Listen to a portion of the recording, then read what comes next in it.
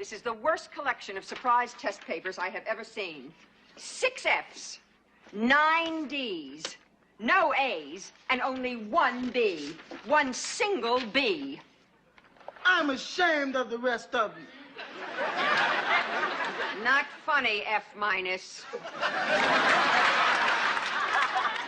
F minus. F minus is not so bad.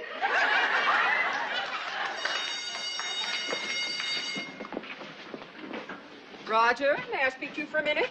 Oh, yeah. What's up, Miss Collins? Well, first of all, congratulations on getting the only B. Thank you. And secondly, half of these articles that you put together for this week's newspaper are not acceptable. Says who? Says Principal Bradley. What does he mean, not acceptable? It's the truth, and we're supposed to print the truth. Roger, I know you're upset, but quite frankly, I can see Mr. Bradley's viewpoint. New source of natural gas discovered. A behind-the-scenes look at the school cafeteria. Well, it got your attention, didn't it? See, I think a little humor right away. Roger. People will say, okay, I changed the headline. But the article is good, and it's all the truth. Well, perhaps. But Mr. Bradley is the principal, and we have to do what he says. So I'm afraid these are out. Hey, wait a minute. This is my editorial. It's out. Miss Collins, my editorial is good journalism. It expresses an intelligent approach to a very relevant issue. An intelligent approach? That's right. Surprise tests are a pain in the class? Well, they are, Miss Collins. I mean, today is a perfect example. Most of the class failed your surprise test. My afternoon class did very well. Ah, that's because your surprise test is only a surprise for the morning classes. By the time the afternoon classes get in here, they have been warned, so they get all the decent marks. Well, that's all very interesting, Roger, but you still can't publish these articles. But I'm the editor, and the editor decides what goes into the newspaper. But I'm the faculty advisor, and I have to abide by what Mr. Bradley says. I want to be the editor of this paper, Miss Collins, not a puppet. If those don't go, these don't go, and I resign. Big deal. What do you think? It's great. Hey, that's a great idea, Raj. I mean, with an underground newspaper, we can really tell it like it is. Yeah, and I thought we'd call it the truth. Our motto will be honesty first, last, and always. First, we gotta rip off some stencils from Miss Collins' room. All right. I'm with Raj all the way. Hey, me too. Raj, freedom of the press is the same as freedom of speech. It's one of the basic liberties this country was founded on.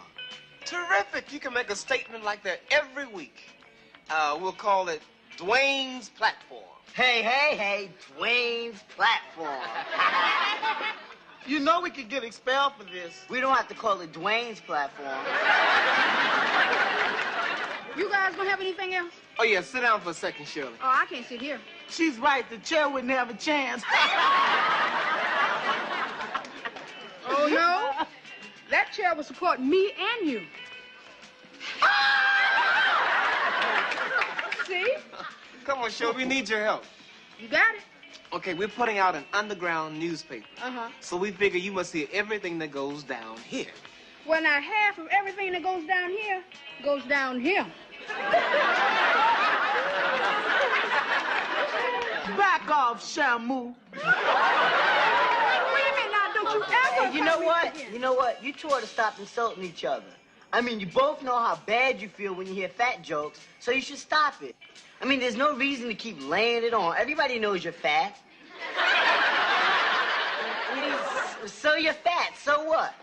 Fat is fat. It's not pleasant, and it's not attractive.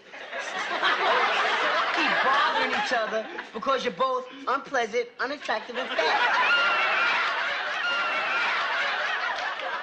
I'll be in the bathroom. What do you want me to do, Raj? Well, just keep your ears open for us. If you hear of any stuff that might make a good story for our newspaper, just let us know, okay? Hey, you got it? All right. Oh, yeah. I don't know if this is what you're looking for, but I thought it might be interesting. Oh, yeah, what? Well, one of the kids in your school got locked in the toilet here. Yeah? When was that? Today.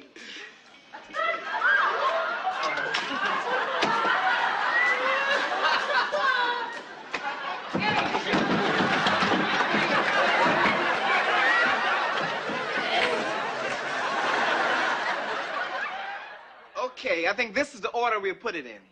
On the first page, we'll have Dwayne's courageous quote on Free Press, signed by John Doe. Then my editorial on surprise tests. Then my editorial for more homework and sex education. We're not doing that. It's important. Personally, I feel it's urgent. We're doing a serious newspaper. I am serious. Dwayne. Hi. Hey, D. Hey, D. What are you doing? None of your business. What's this? None of your business. None of my business?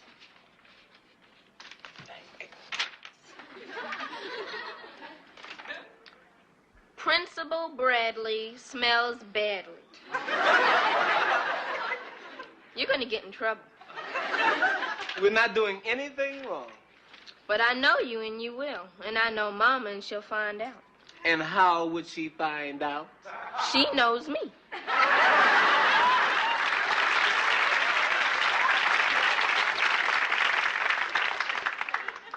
What a pity. What? 200 years from now, some poor fool is gonna go back and trace his roots, and he's gonna find D.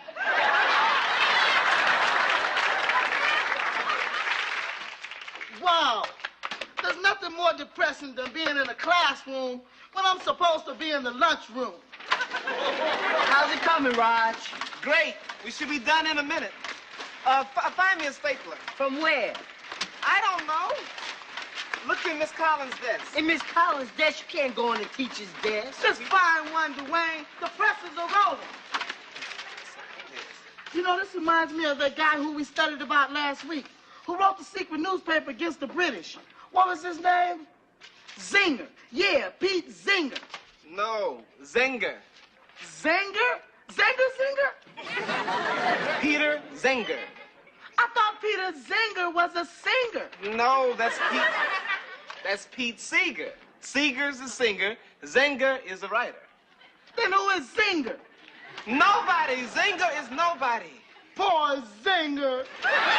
Will you come on? We got a lot of work to do. Dwayne, would you give me the stapler? Oh, boy, this first page just doesn't miss. Oh, Raj, I couldn't find the staple, but here's some paper clips. Oh, yeah, it'll do, but I got a bigger problem. What's the matter? Oh, it's the paper. I mean, it's good, but I wish there was something great we could put in the first edition. You know, something sensational. We could tell everybody when there's going to be a surprise test. Yeah, if only we knew when it was. Monday. Huh? Monday, there's going to be a surprise test in Miss Collins' class. How do you know? I know. How? I saw it in a desk. I knew it was bad luck to go on the teacher's desk, and my fingerprints are all over this place. Let's rewrite the front page. We got a big story now. Are you sure about that, Dwayne? Uh-huh. Positive? Uh-huh. Can I quote you? Uh-uh.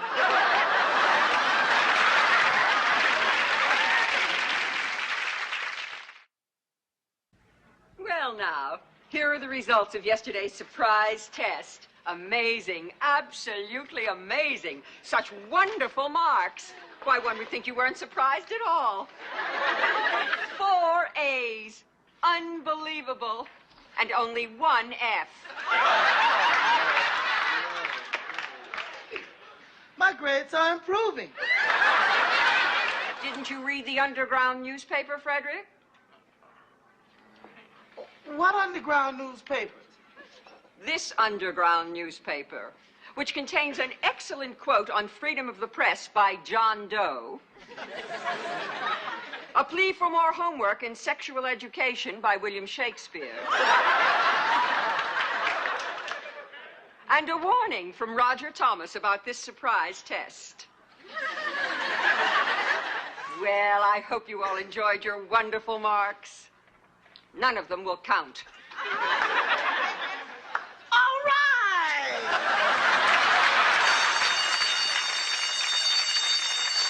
Roger, I know I'm not going anywhere. Mr. Bradley is on his way down to speak with you. I'm sure you boys have some rule to break somewhere. Now run along. Yeah, later, Ross. See you later. Well, Roger, at least you used your own name. I don't suppose you'd care to tell me who William Shakespeare is. He wrote Hamlet. Really, Roger? Did you honestly believe that I wouldn't find out about this? That's not the point. I believe in everything that's in there, and I think I have a right to print it. Well, well, well. Here's our young journalist. Oh, Mr. Bradley. Yes, the one who smells badly. Roger, I'll get right to the point. You're expelled. Without even hearing my side of the story? Roger, I'd like to be on your side. Just tell us how you heard about the surprise test. How did you know Miss Collins was going to give a surprise test in history yesterday? I'm sorry, Mr. Bradley, but I cannot reveal my sources. Okay, that's it. That's what? You're expelled. And I'm sure Miss Collins would agree. Mr. Bradley, maybe if we gave him a day to think about it. All right. Roger, by tomorrow, I want to know how you found out about the test. I won't change my mind, Mr. Bradley.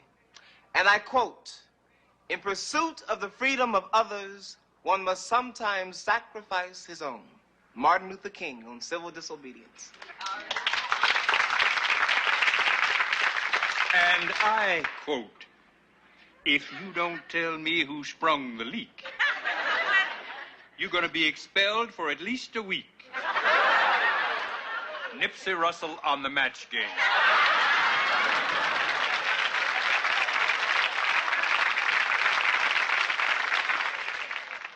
It's been 6 months since I loaned it to you. I know you're good for the money, but I'm not the Bank of America. Listen, if you can't pay me back all at once, pay me back a little at a time. Whatever's easiest for you. Well, 52 payments at 5% interest.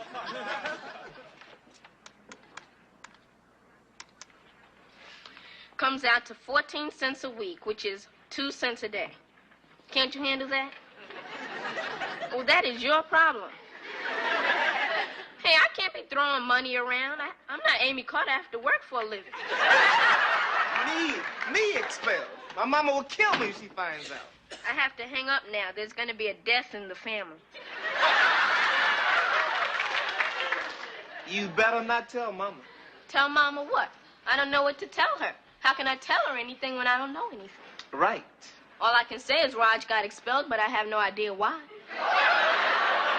He didn't get expelled yet. Good, then I'll tell her that. No, you won't. Oh, then you did get expelled.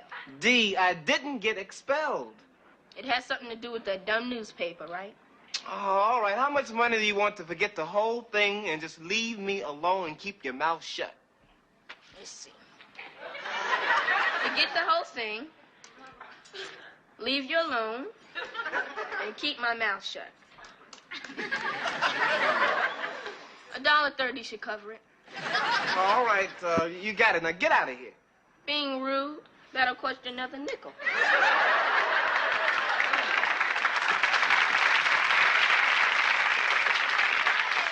Raj, you won't get expelled. I'm going to tell Bradley I'm the one who told you about the surprise test. No, neither one of us has to tell him that you found it. Now, let's face it. I'm going to get expelled, and that's all there is to it. No sense in all three of us getting into trouble. My feelings exactly. Thanks a lot, Shakespeare. That's why I'm going to see Bradley tomorrow and tell him the whole truth. Huh? That's right. That I sneaked into Miss Collins' room all alone, went through her desk, ran off the newspaper, and put your name on it. What are you talking about?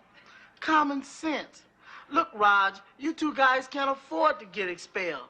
You're both doing good in school, and you both want to go to college. But it doesn't matter if I get expelled. I'm flunking out anyway. I'll never get into college, and no one really cares whether I graduate high school or not. That's the saddest story I ever heard. Yeah, that's nice, Rerun, but I can't let you do that. Not so fast, Raj. It may be a good idea. No way. Look, the underground newspaper was my idea, and if anybody's going to get expelled, it's going to be me. All right, I've heard enough. Mama, how much did you hear? Everything. You heard everything? This is true. Everything.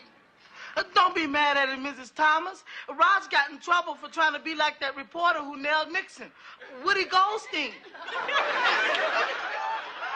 Woody Goldstein?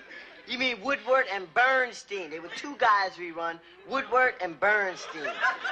Then who in the hell was Goldstein?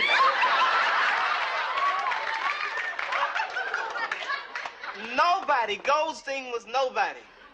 Poor Goldstein. He's just like Zinger. Are you finished? Yes, ma'am. Do you mind if we get back to the subject of my son being expelled? No, ma'am. Thank you. Now, Roger, tell me, what do you have to do to keep from getting kicked out of school? Well, I can't do it, Mama. I won't tell them about Dwayne and Rerun. A writer shouldn't have to reveal his sources. It's not right, and I refuse to think on my friends. I don't want you to. I mean, it's a thing. Really, Mama? Really? If you don't think it's right, hey, then don't do it. But remember, if you want to dance to the music, you have to pay the piper. All right. Then it all balances out. What are you talking about? He may have to pay the piper, but since you already knows he's going to get expelled, he doesn't have to pay Dee that $1.35.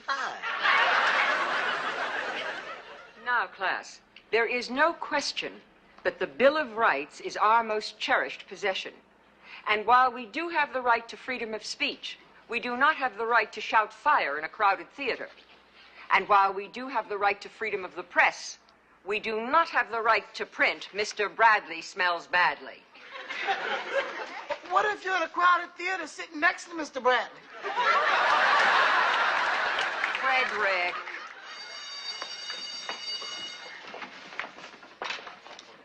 Well, I've made my decision, Miss Collins. I've made a decision too, Roger. Yes, I know. I'm in a lot of trouble, but I cannot reveal my sources. I don't think it's right. So I guess Mr. Bradley will have to expel me. Roger, you don't understand. Miss Collins, I have something to tell you. No, you don't. I have something to tell you. I want to confess. You can't do that. I'm Keep out of the way, I want to confess first. No. Stop it. There is plenty of confession to go around. I suppose these are the two boys that helped you with the newspaper. Bill Shakespeare, how are you? And I suppose you're... Doe, John, hi. Well, it may interest you to know that I read your newspaper this morning quite thoroughly. And I was very impressed. You were? I certainly was. Oh, it may have been a bit rough around the edges, but nevertheless, it showed the good basic journalism that I taught you. So you might say I'm partially responsible for it. Could we say you were totally responsible for it? Rerun. So I've asked Mr. Bradley not to expel any of you. All right,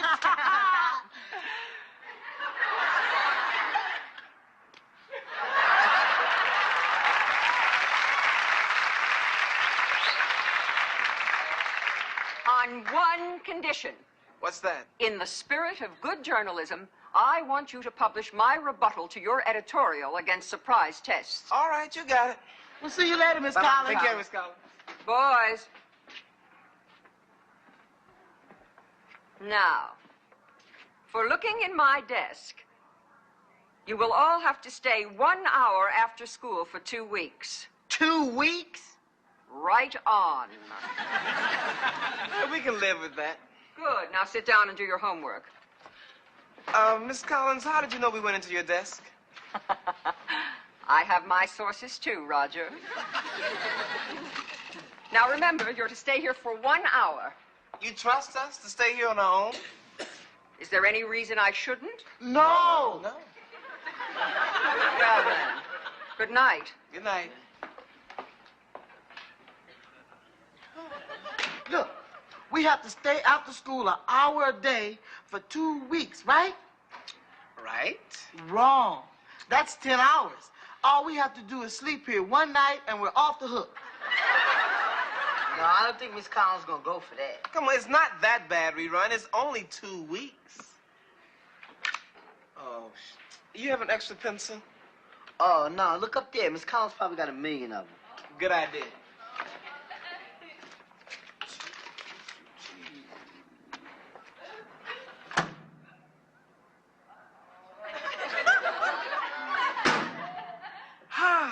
pencils. What was in the desk, Raj? What? What?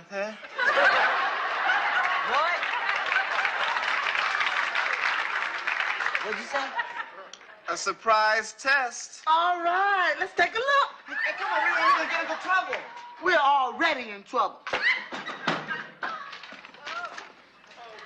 This test replaces the one that was printed in the underground newspaper. The ones responsible for that are now serving 2 weeks detention. And if they're reading this,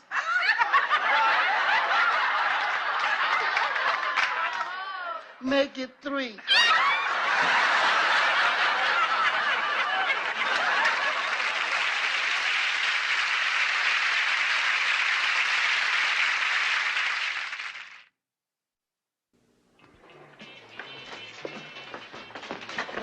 Hey, Shirley, where is everybody? It's dinner time, fool. Now, why would anybody be in this restaurant at dinner time? She's got a point. Pass me the salt there. Listen, why are you guys here so late? Oh, we got 2 weeks detention for looking at a teacher's desk. Can I get something to eat? I am on my break, so you're just gonna have to wait till I finish. Well, hurry up so we can order. I have to get home for dinner. Another move like that, and I will break your jaw. Come on now, let her finish her meal. Man, detention is really the pits. By the time we get out of school, everybody is gone home. Yeah, but look at the bright side. It's 5:30 and already we finished our homework. I know, but this is gonna mess up my whole evening. I got a schedule. What kind of schedule? I figured that the best time to do my homework is after I've had a little something to eat. So I go home at 6 o'clock and have a little snack. Then before I know it, my favorite TV show is on. What's that? The midnight movie. Hey, Raj, are you going straight home? Yeah. Well, when you get home, will you give this 14 cent to Dee? She'll know what it's for.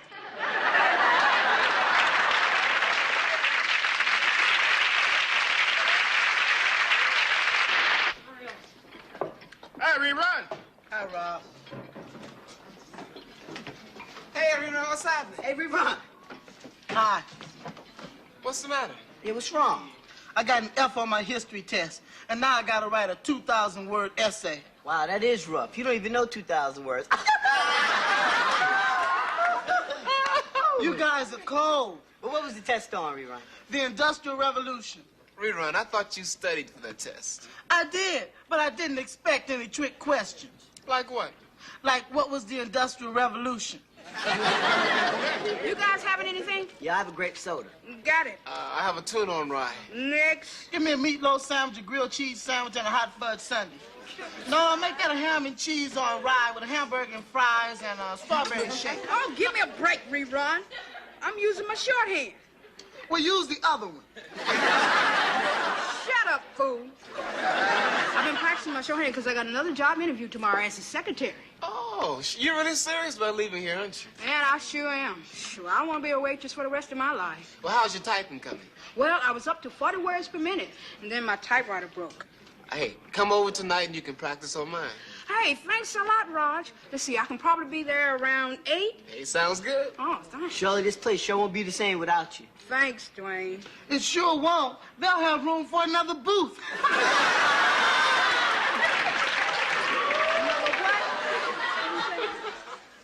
What happened to the old typewriter ribbon? I used it all up. See, writers go through a lot of typewriter ribbons. Now, I'm gonna use this baby to type the great American short story, the great American novel, and the great American movie. Well, you better use that baby to type the great American apology. Because you just got ink on Mama's great American couch. Come in. Hi, hi, hi. What's happening? Hey, what's happening? Hey, thanks, Raj, for letting me use your typewriter, man. Oh, it's all right. I'm almost set up here, Shirley. Rerun brought something for Shirley to type. I figured I'd do her a favor and let her type my history paper. What are friends for? You finished it already? Just about. I thought maybe you could add your special touch. Okay. Just about set up here, Shirley. Or take your time. I'll just loosen up here. All right. Oh, watch here. Is this it? Oh, yeah, get your paper. Hey, hey. Go to it. Okay. Okay, Shirley. I'll dictate, you type. Well, lay it on me. Here goes. The Industrial Revolution, a 2,000-word essay by Frederick Stubbs. The Industrial Revolution started a long time ago. On a very cold day. Oh, this stinks. Hey, I gave him my best shot. Oh, I'm talking about my typing.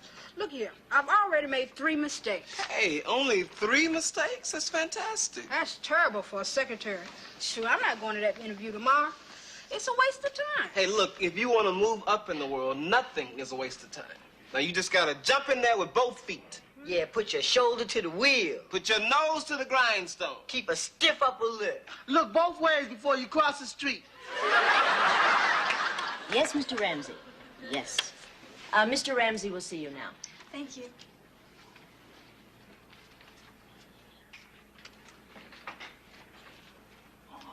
Wow, look at this place. Looks like somebody's secretary. Hey, you better watch it, clown.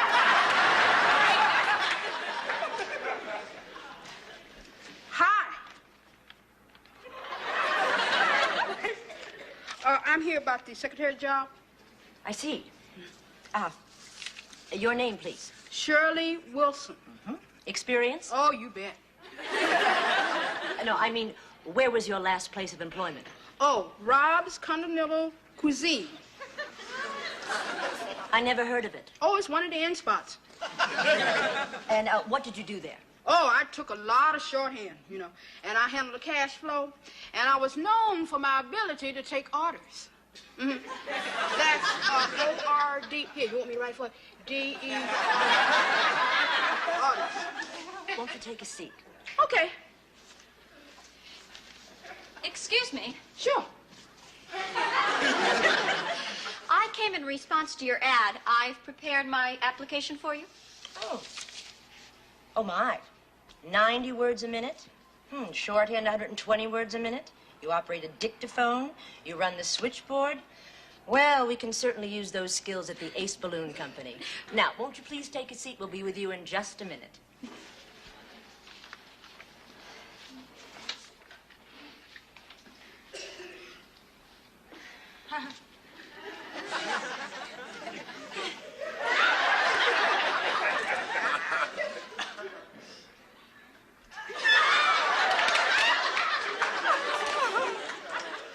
Thank you, Joan.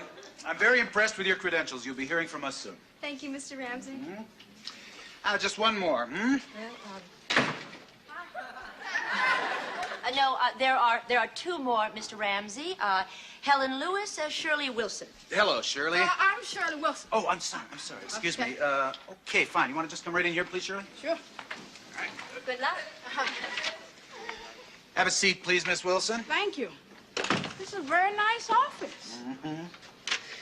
Rob's Continental Cuisine, eh? How's your typing and shorthand, Shirley?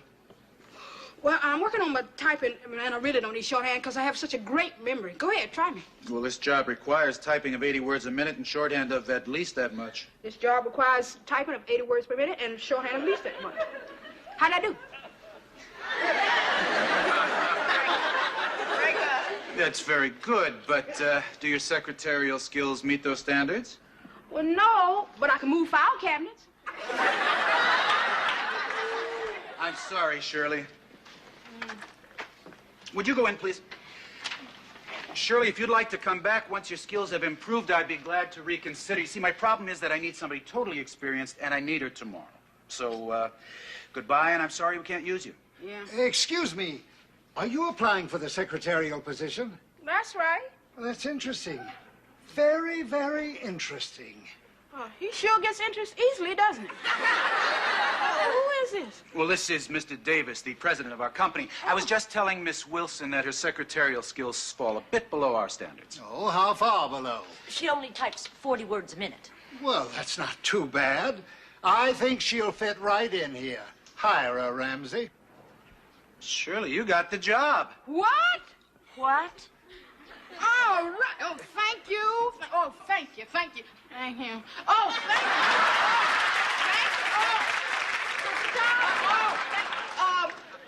When do I start? Tomorrow. Tomorrow. Is that a problem? Oh, no. No, it's fine. And I'll be on time. Oh, thank you. Yes, sir, I'll be on time. What time is on time? 9 o'clock. 9 is fine. Oh, thanks again. Thank you. And don't worry, I won't let you down. Look, sir, I'll be here at 8:30. You know, I could even be here around 8 or 7. You know, I could even sleep over. No, that's a little joke I zoomed in there. Thanks again. And don't worry, 9, I'll be here. I got the job. Thank you. Bye.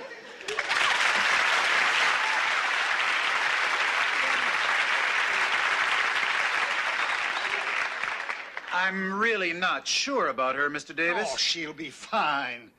Just make sure she doesn't have much to do. But then we still need a good secretary. If I may, Mr. Davis, I think the girl in Mr. Ramsey's office would just be perfect. Well, hire her for the secretarial work, and hire Shirley, too. But then what can Shirley possibly add to our company? Well, something we've needed around here for a long time. A little color.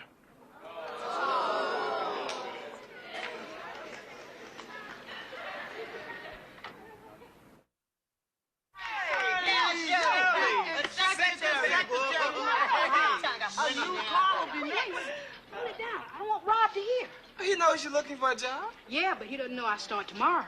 Oh, he's gonna hit the ceiling when I tell him. Get ready, because here he comes. All right, Shirley, you've had your interview. Let's get back to work now. Come on. Right. And I want you in early tomorrow because I want you to clean out the coffee pot. About that interview, How'd it go? I got the job. Okay. Yeah. It'll be hard to replace you, but I'm happy for you. When do you start?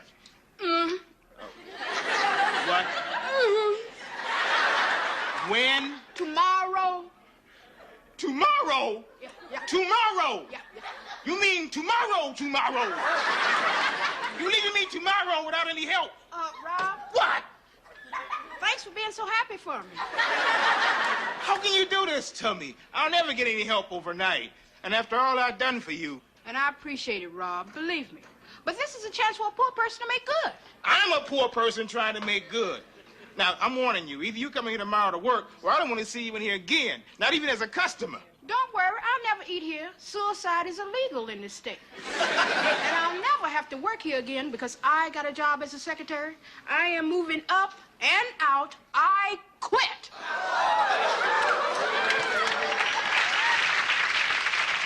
How's it coming? I'm almost finished. Good girl. As soon as you're finished, let me know and we'll divide up the rest of the work. Right.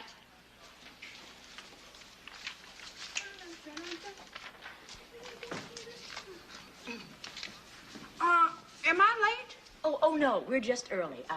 You remember Helen Lewis? Oh, yeah. Hi, Helen. You're the one with all the experience. That's right. That's right. Did I get fired overnight? Oh, no. We just realized that we needed more help than we thought. Oh, okay. I'm ready to work. Aren't you going to be the one to break me in now? Okay. Great. Okay, now just show me the ropes and tell me everything I need to know. Okay. Shirley. Huh? Come over here. Okay. Now, pay very close attention. Okay. This is your desk. All right. My very own desk. Let me check this out here. Must be brand new. I don't see no gum on it. Okay, what's next? That's it. Isn't there anything else I need to know? Oh, yes. The key to the ladies' room is in my top drawer. But what am I supposed to do? I mean, what is my job? Well, Shirley, you're sort of an executive secretary. Executive secretary, huh? Yeah. In training. Oh. Now, meanwhile, we've hired Helen to do all the busy work. Well, what do I do while she's busy? Well, for the first couple of days, you should study our catalog. That's all? That's all. Shouldn't I answer the phone? Oh, no. No, Shirley. No. Your position is too high for that now. Now, if you have any questions, I will be over at my desk. Ace balloon, the best kind of inflation. Oh, that's heavy. Oh, that's real heavy. Ace Balloon. I told you not to answer the phone. Oh, I forgot. Bye. So how did you do in your composition about the Industrial Revolution? I didn't get it back yet, but history isn't my best subject. Well, what is your best subject? French. But you got a D in French. Oui. Why aren't you guys at the soda shop wasting your time? Shirley quit her job at the soda shop, so there's no fun hanging around there anymore. Yeah, nobody to joke around with. Yeah, nobody make fun of me. You want to bet, Mr. Goodyear?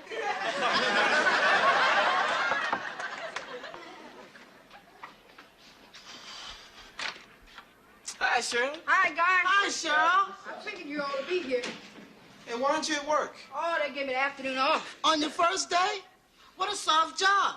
Well, tell us all about your first day. There's nothing to tell. What did you do? I didn't do anything. You mean they're paying you to do nothing? That's right. They got any more openings? Yeah, you can have my job. You qualify. Why? The only reason they hired me is because I'm black.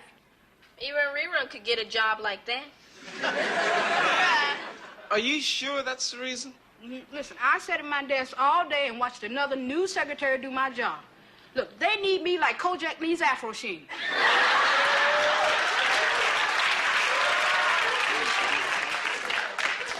Don't knock it. It's a dream job. Rerun, I want to earn my pay. That's dumb. Just take the money. Back off, Rerun. Show some respect for a person. Shirley is right.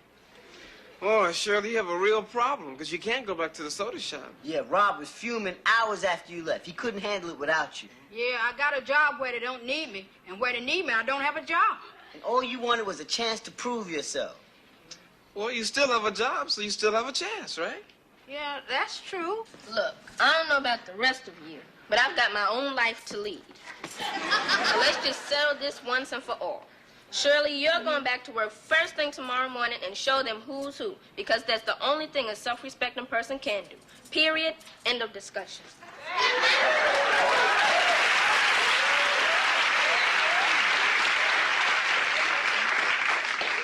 You know something? She's right, and that's exactly what I'm going to do. It's amazing. Everything sounds so simple coming from the mouth of a child. Then how come you didn't say it? Yes, and then price this letter from Mr. Ramsey. It's very important. Right. I finished watering the plants. Already? Well, there's only 3, and one of those is plastic. Shirley, you deserve a break. I thought I was on one. Shirley, just because you're not doing anything doesn't mean you don't have anything to do. You are a very, very important part of this company. Oh, I'm important to this company? Well, why am I important to this company? Because you have a very special quality. What? You are different around here. You're unique. How? Don't make me say it out loud. Say what out loud? You're black. Lil. I won't tell anyone if you won't, okay? All right? Shirley, why don't you cover the phones, and I'm going to go to the ladies' room. Take your time.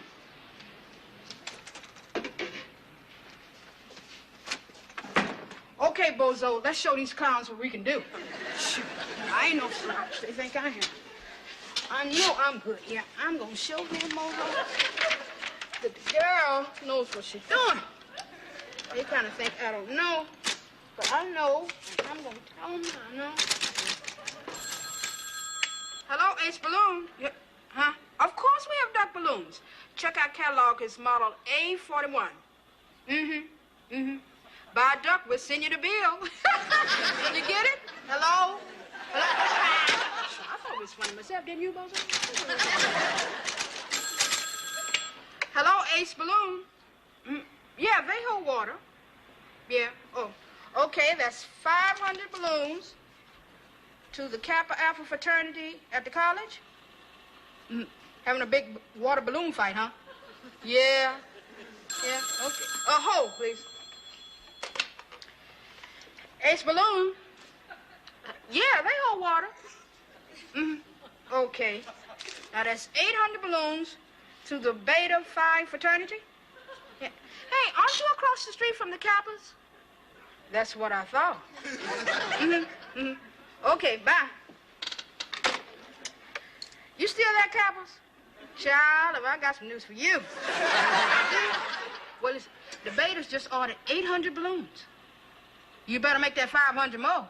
I thought so. Well, bums away. Shirley, where are Helen and Lily? Oh, they'll be right back. Didn't I hear the phone ring? Oh, it rang 3 times. And I took 2 orders, and I typed this letter. Have Helen clean it up, okay? Shirley, that's not bad. It's not good, but it's not bad. George, listen, now, we really got to do something.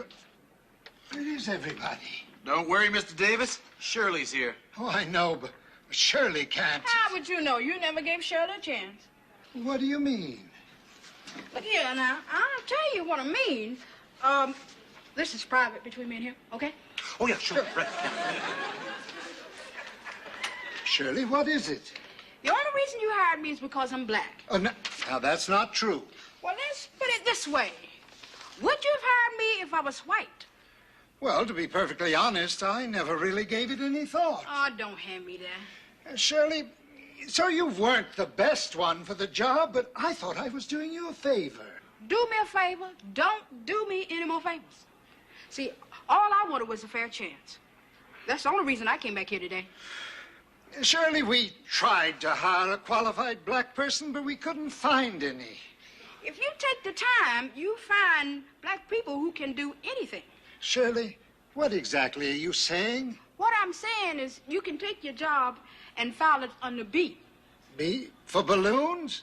No, bigot. See you both.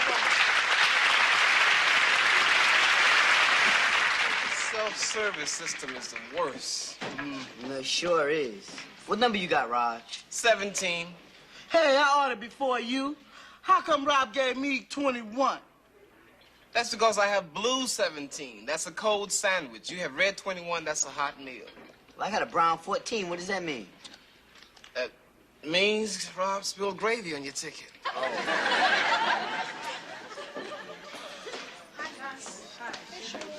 Hi, fella. Hey, Shirley. Hey, Shirley, how'd it work out at the job? I quit. You quit the balloon company? Yeah, I just let the air out of the president. Number 11, red. What's going on here? Oh, Rob had the brilliant idea to turn this place into a self-service restaurant. Well, how long you all been waiting? We've been waiting 45 minutes for our order. Yeah, I could have been home for dinner and back by this time. Oh, yeah? Well, I think I can fix that up in a hurry. Shirley, what are you doing? You still haven't told us what happened. Oh, later. Okay, enough of this take-a-number-jazz. What's it gonna be? Shirley, what are you doing here? Now, you quit and that's it. But now, Rob, you have the chance to take her back. That's right. As you can see, your self-service idea is not working out at all. I don't care. Now, look, Shirley. Nobody tells me off and expects me to forget it. Now, I have my pride. Well, I got my pride, too. You think it's easy for me to come back in and ask for my job back? Now, maybe I shouldn't have quit without a notice, but maybe you should have understood why I did it. Okay, so I admit that I need you, but you need me too, Rob, because I'm the best waitress this side of town.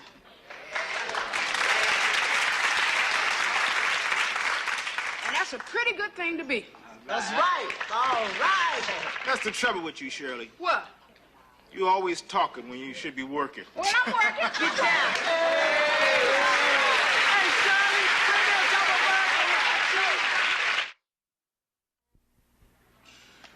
Roger, you get finished with your math homework. Can I see it? I'm not gonna let you see my answers. I don't want to see your answers. Good. I have to see your answers. Come in. What's happening? Hey, rerun. Hey, everyone. Hey, how about going to the soda shop later? I'm buying. Boy, what's with you? You look like the cat that just swallowed the canary. A whole flock of canaries. Guess what I got on my history composition? You got a D. A C? A B? Wait a minute. That only leaves An A? Oh, rerun. Hey, that's fantastic. Who wrote it? I did.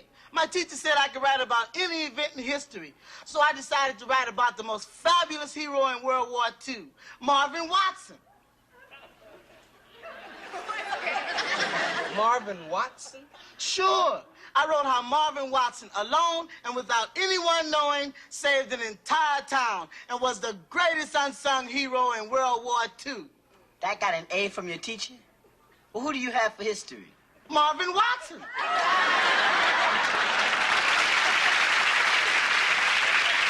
It was an unusually warm morning in Philadelphia, and the Johnson household was already buzzing with its typical chaotic rhythm, the kind that made outsiders both curious and slightly wary, but for the Johnsons, it was comfort wrapped in noise. Roger Johnson, the once bumbling yet lovable father, sat at the kitchen table, nursing a cup of coffee that had long gone cold while leafing through the morning newspaper with a frown creasing his forehead in a way that suggested he was grappling with more than just the newsprint in front of him. His wife, Helen, ever the grounding force in the household, floated between the kitchen and the living room, her hands dusted in flour from the bread she had insisted on baking despite the early hour, humming a tune that was somehow both cheerful and mildly ominous in its persistence. Upstairs, their teenage daughter, Lisa, was engaged in what she called preparing for life, which involved sprawled-out textbooks, scattered notebooks, and a laptop open to some educational video that claimed to teach survival skills for modern teens, though in practice, it mostly taught her how to make origami swans. Their son, Alex, a lanky 12-year-old with an imagination far exceeding his ability to follow instructions, had already started plotting his morning adventures outside the yard, but first, he had to negotiate with his mother over the perceived injustice of having to wear a jacket despite the sun streaming insistently through the windows. The Johnsons' home was the sort of place that always seemed alive, as though the walls themselves exhaled with the tension, laughter, and occasional exasperation that the family radiated. It was also the perfect stage for the peculiar events that were about to unfold, events that Roger, with his usual mixture of obliviousness and stubbornness, would insist had nothing to do with him, though in reality, he was always at the epicenter of chaos. On that particular morning, the phone rang with a shrill urgency that cut through the domestic symphony, making everyone pause.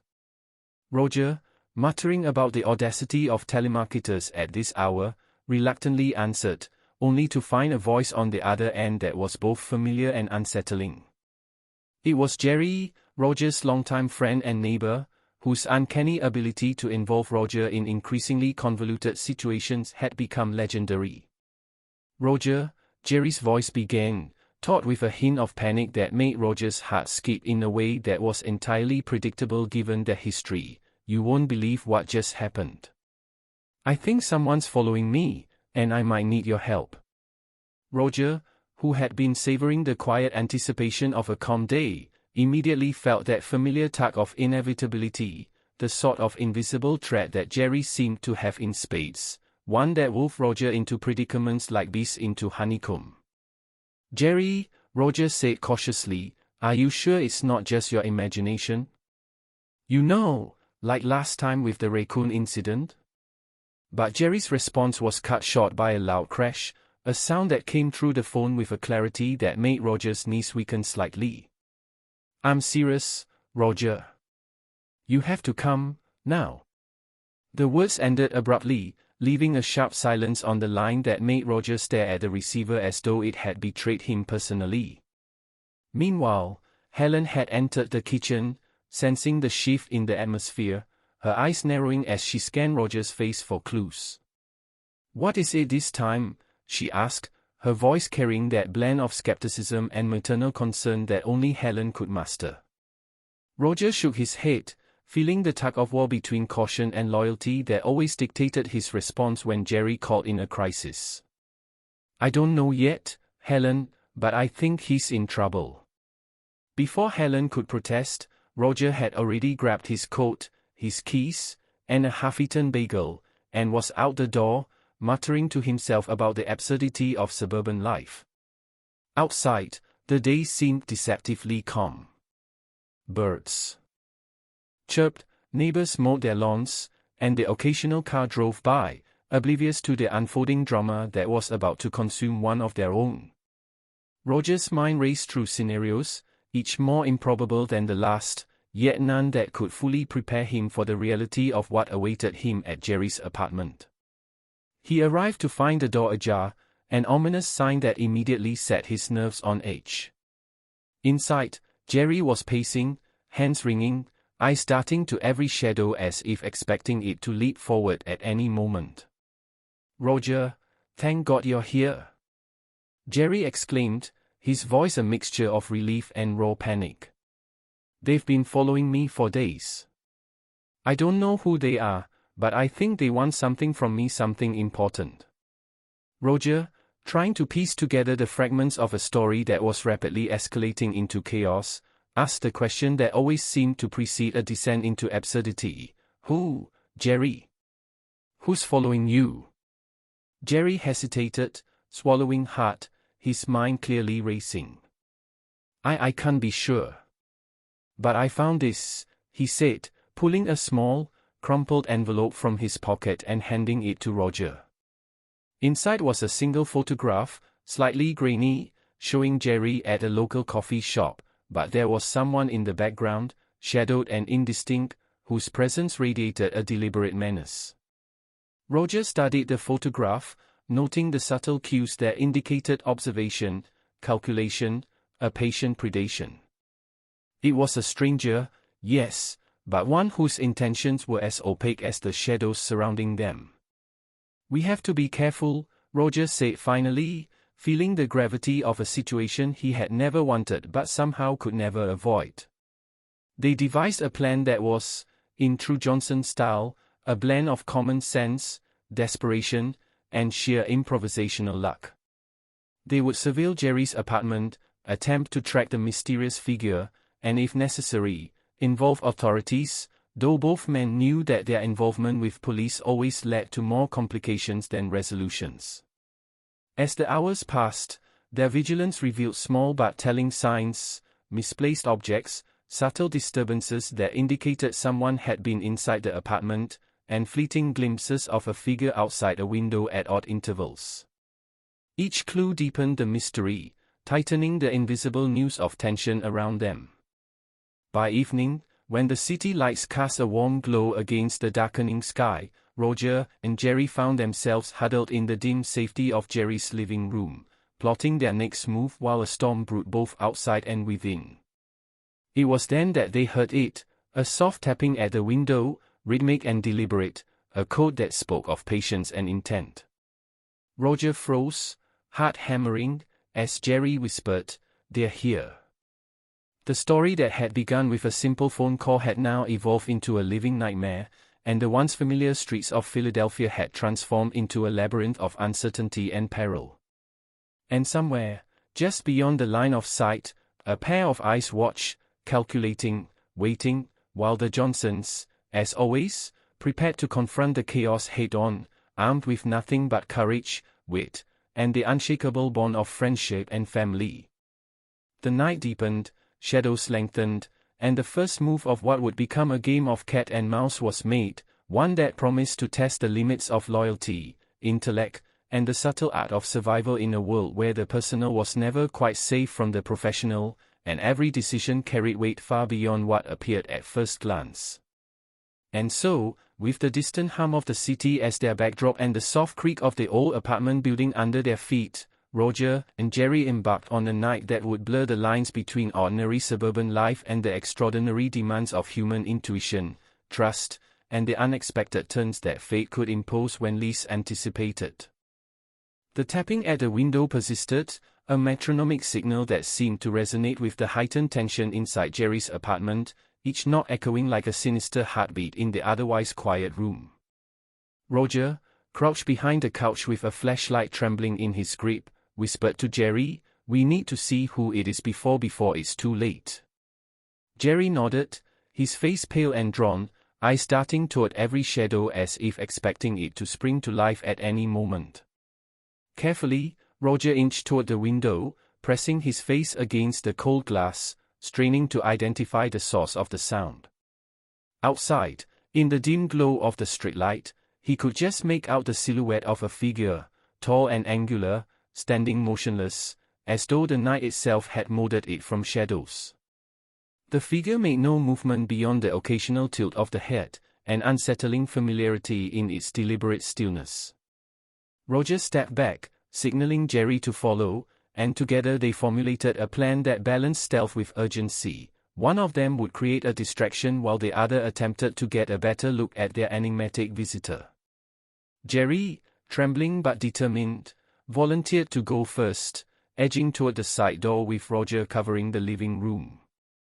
He crept outside, heart pounding, feet barely making a sound on the worn concrete, and peered around the corner, searching for the intruder. What he saw made his stomach churn.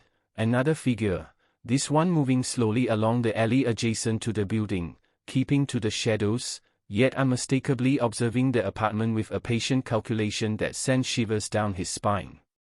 He motioned to Roger, who immediately joined him. Both men crouched in the darkness, trying to reconcile the ordinary suburban landscape with the extraordinary danger now unfolding before them. "They know we're watching," Jerry whispered, barely audible. Roger nodded, understanding the silent language of predation, the careful patience of someone who had no intention of being discovered yet had already planned every contingency. The figures outside moved with a fluid grace, a coordination that suggested training and intent rather than coincidence. Suddenly, the taller figure lifted an arm, signaling to the one in the shadows, and both disappeared with the smooth efficiency of a practice operation. Roger and Jerry exchanged a glance, unspoken words filling the space between them.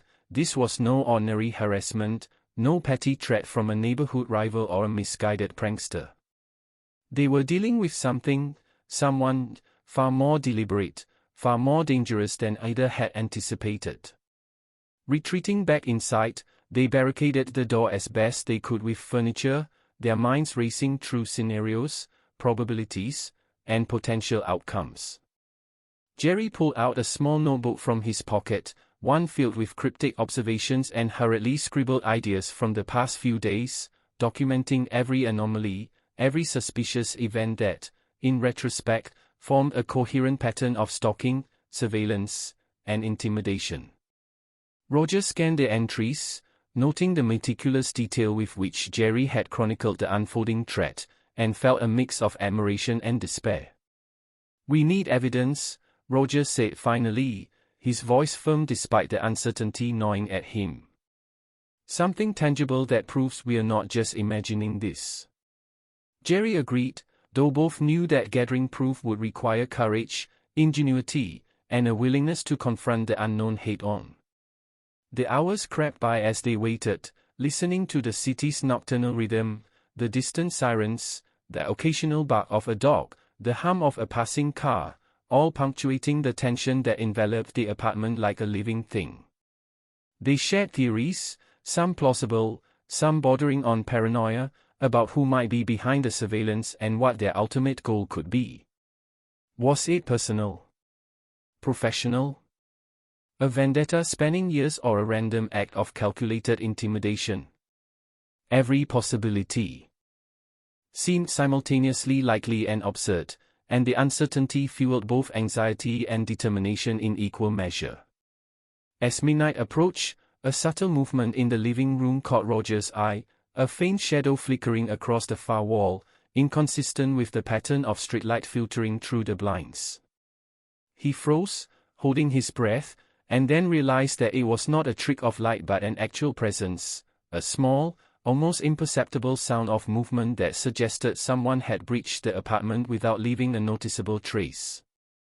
Jerry gasped softly, and both men felt the hair on their necks stand on end.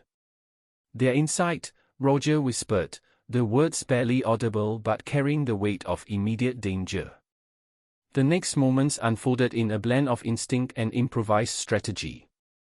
Roger grabbed a heavy lamp from a nearby table, ready to defend himself, while Jerry fumbled for his phone, intending to call the authorities but hesitating, knowing that any delay could be catastrophic. The apartment seemed to shrink around them, the shadows becoming almost sentient, each creak of the floorboards a deliberate warning of the intruder's proximity. And then, from the corner of the room, a voice emerged, calm yet carrying an icy authority that froze both men in place. "Gentlemen," it said, "I believe we can resolve this without unnecessary complications." The voice was unfamiliar yet commanding, each syllable deliberate, precise, a carefully measured invitation to compliance rather than confrontation. Roger and Jerry exchanged a glance, unsure whether to respond with diplomacy or aggression, each reading the other's expression for hints of strategy, courage, or folly. "Who are you?" Jerry demanded, trying to project confidence despite the quiver in his voice. The figure stepped into the dim light, revealing a face partially obscured by the hood of a jacket, eyes sharp and calculating, the kind that seemed to see everything without being seen fully in return. "I am merely an observer," the stranger replied smoothly. "But observers, as you know, often hold a key to understanding." Roger's grip on the lamp tightened, his mind racing through contingencies, possible escape routes, and potential outcomes of any action he might take. The apartment, once a sanctuary, had transformed into a stage for a high-stakes psychological encounter, one where words could be as lethal as weapons and where every glance and gesture carried layered meaning. The stranger continued, pacing slowly, almost theatrically, yet never breaking the subtle tension that seemed to thrum in the air like electricity before a storm. "Your friend," the stranger said, nodding toward Jerry, "has stumbled into a situation that is far larger than he realizes. It is not about him personally, though it may feel so. It is about information, leverage, and the delicate balance between action and consequence." Roger opened his mouth to respond, but the words caught in his throat. The room felt smaller, heavier, the weight of unseen forces pressing in from every direction. The stranger's eyes, cold yet perceptive, seemed to peer directly into the essence of both men, weighing, judging, calculating. Then, as suddenly as the tension had escalated, the stranger took a step back, fading toward the doorway with a grace that was almost unnatural. "Consider this a warning," the voice intoned, "and know that further encounters will leave no room for hesitation or error. Nothing personal, gentlemen. Nothing personal at all."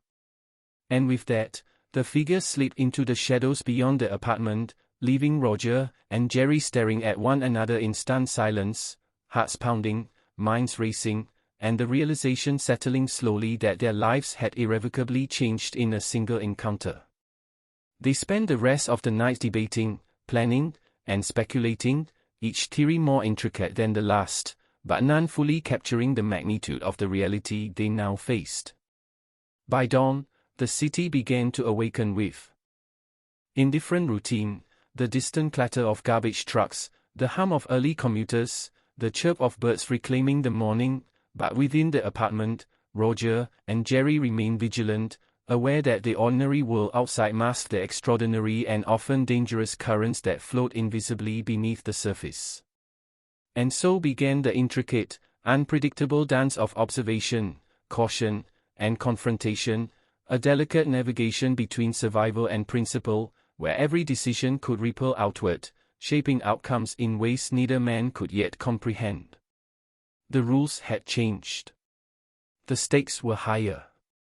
And in a world where appearances were deceptive and intentions often concealed, Roger and Jerry would need to rely on wit, courage, and the unspoken bond forged through years of friendship to navigate the treacherous terrain that now defined their lives.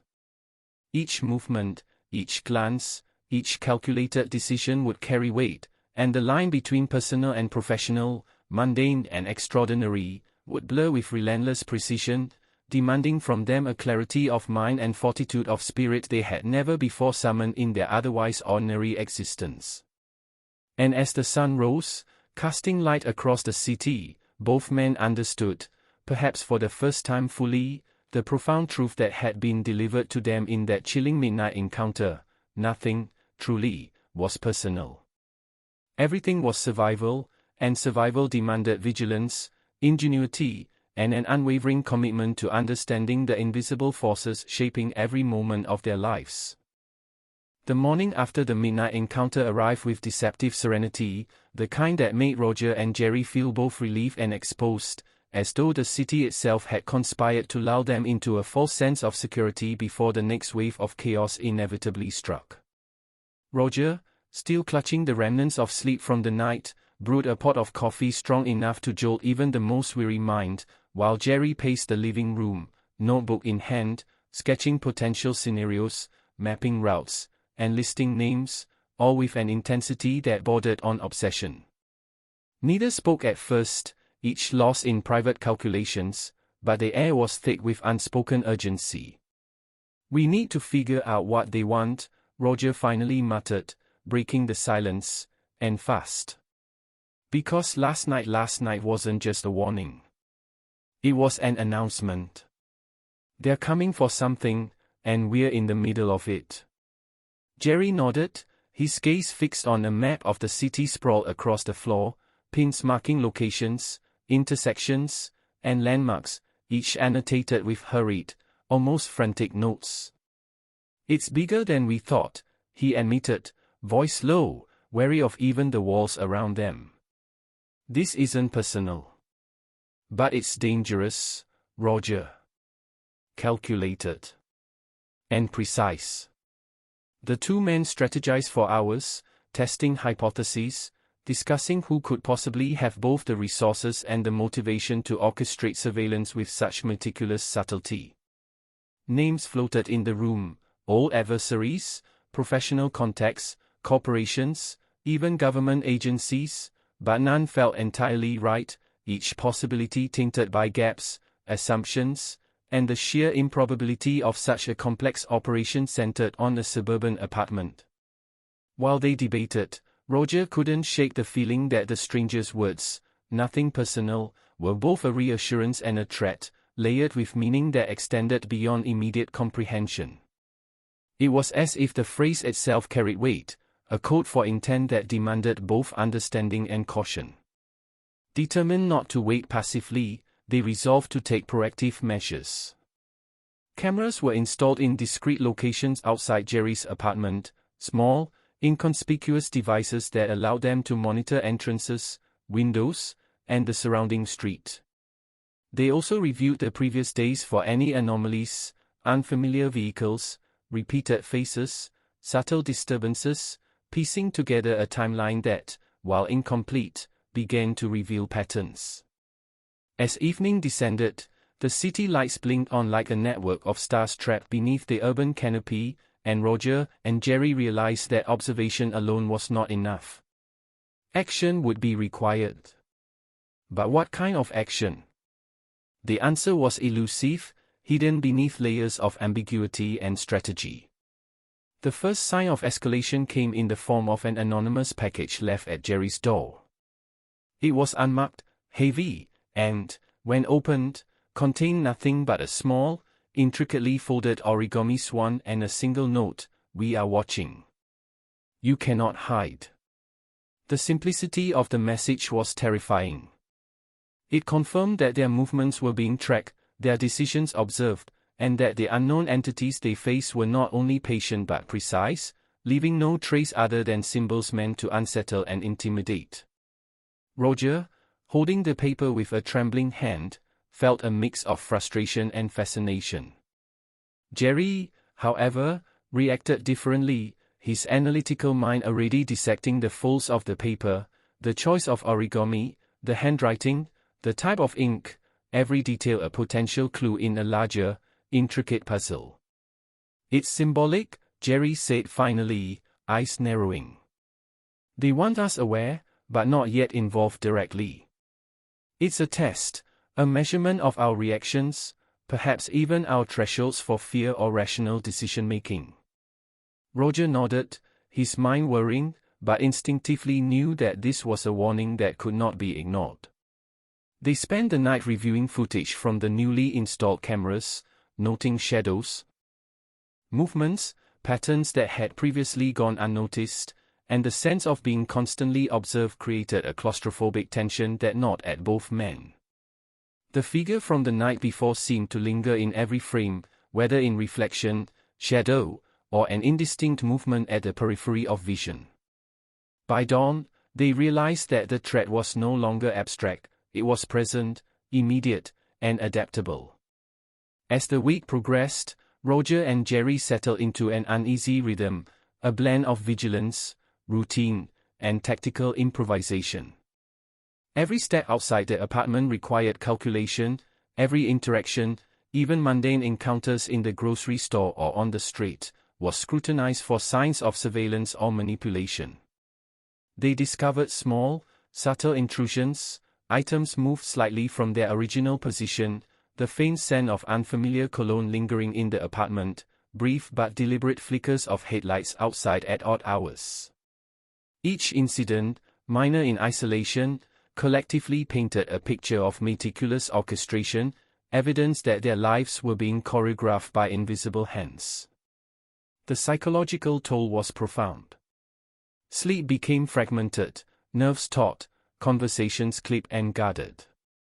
Even casual humor between them carried an undercurrent of tension, each laugh shaded by the awareness of unseen observers.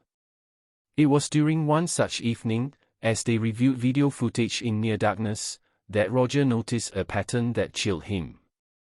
A particular figure, indistinct in most frames, appeared repeatedly near areas they frequented, the corner store, a nearby park, even outside Lisa's school. The consistency suggested more than random observation, it indicated intent, a deliberate mapping of their routines, habits, and vulnerabilities. Jerry, upon seeing the same frames, grew silent for an unnerving moment, then said, "They're cataloging us, Roger. Every movement, every decision, nothing is unrecorded." Their next challenge emerged almost immediately. Jerry, in a bid to confront the situation proactively, reached out to an acquaintance, an old friend with experience in security and private investigation. The friend, though reluctant, agreed to provide guidance, offering strategies for surveillance detection, counter-observation techniques, and methods for gathering intelligence without provoking the unknown adversaries into immediate action. Through careful consultation, Roger and Jerry learned to anticipate potential traps, identify subtle signs of intrusion, and interpret behavioral cues of anyone following them. Their lives became a delicate dance of visibility and concealment, awareness and deception, each day a test of their resilience and ingenuity. Despite the escalating tension, the duo remained committed to preserving some semblance of normalcy, understanding that succumbing to paranoia entirely would be both counterproductive and psychologically damaging.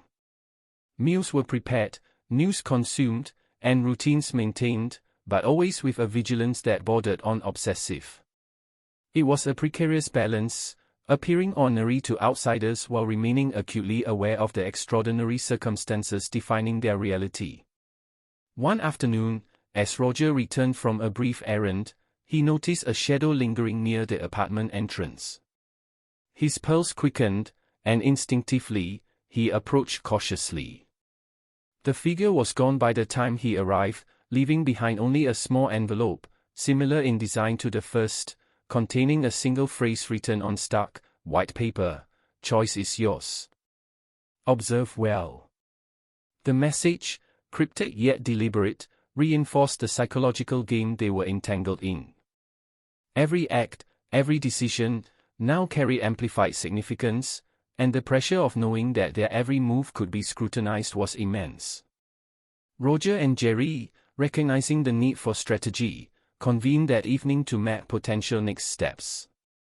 They discussed options, attempt direct confrontation, gather more intelligence, involve authorities, or retreat to a safer location. Each choice carried risk, each risk could escalate the situation. And through it all, they understood that the phrase, "nothing personal," had become a guiding principle of the unknown adversary's actions, a chilling reminder that they were players in a larger, impersonal design that was indifferent to fear, loyalty, or morality. As the week wore on, the intensity of the surveillance and the sophistication of the intrusions increased. Subtle noises in the apartment, fleeting glimpses of figures in reflections, and inconsistencies in deliveries all signal a meticulously orchestrated operation designed to test, observe, and manipulate. Roger and Jerry became adept at reading these signs, interpreting patterns, and anticipating potential scenarios, but each day brought new challenges, new complexities, and the lingering, unshakable awareness that they were never truly alone. And yet, amid the mounting tension, they found resilience in their collaboration, in the trust and loyalty that had bound them through years of friendship, and in the quiet determination to navigate the unknown with intelligence, courage, and unyielding attention to the subtle cues that define every encounter, every observation, and every moment in the intricate game they had been unwillingly drawn into. With each passing day, the stakes escalated, the unknown adversaries refined their tactics, and the boundary between ordinary suburban life and a carefully constructed psychological battlefield blurred further, leaving Roger and Jerry to confront the unsettling realization that survival required not just vigilance, but an understanding of the impersonal, precise, and unyielding nature of the forces now arrayed against them. The tension that had been building over the previous week reached a new height as Roger and Jerry realized that passive observation alone was no longer sufficient. The unknown entities behind the surveillance had begun to escalate their tactics in subtle, unpredictable ways that suggested both intelligence and patience, and the two men knew instinctively that a misstep now could have consequences far beyond what they had yet imagined. That morning, Roger noticed that the blinds in Jerry's apartment had been slightly misaligned, the subtle difference almost imperceptible to anyone untrained, yet glaring to his attuned eye, a silent signature of intrusion that both disturbed and galvanized him. Jerry, upon seeing the slight adjustment, frowned, running his fingers along the edges of the window frame as though trying to trace an invisible path of footprints, a breadcrumb trail left deliberately to unsettle them, and then muttered, "They're testing our perception, Roger. They want to see how alert we are, how we react when confronted with the smallest anomalies." They spent the morning reviewing every detail of the apartment, noting which objects had been subtly displaced, which doors had been rattled, and even which light switches seemed to have been used without explanation. Each observation, catalogued meticulously in Jerry's notebook, reinforced the fact that their lives were now a chessboard, every move observed, every pause calculated, and every decision measured. By mid-afternoon, the men realized that simply fortifying their apartment was insufficient. They needed to take proactive steps to gather intelligence, understand the motives behind these calculated intrusions, and anticipate the next moves. Jerry suggested a cautious reconnaissance mission, a low-profile outing designed to draw patterns from the street, the surrounding buildings, and the behavior of any potential observers. Roger agreed reluctantly, both men aware that leaving the perceived safety of their apartment was risky, yet knowing that inaction carried its own dangers.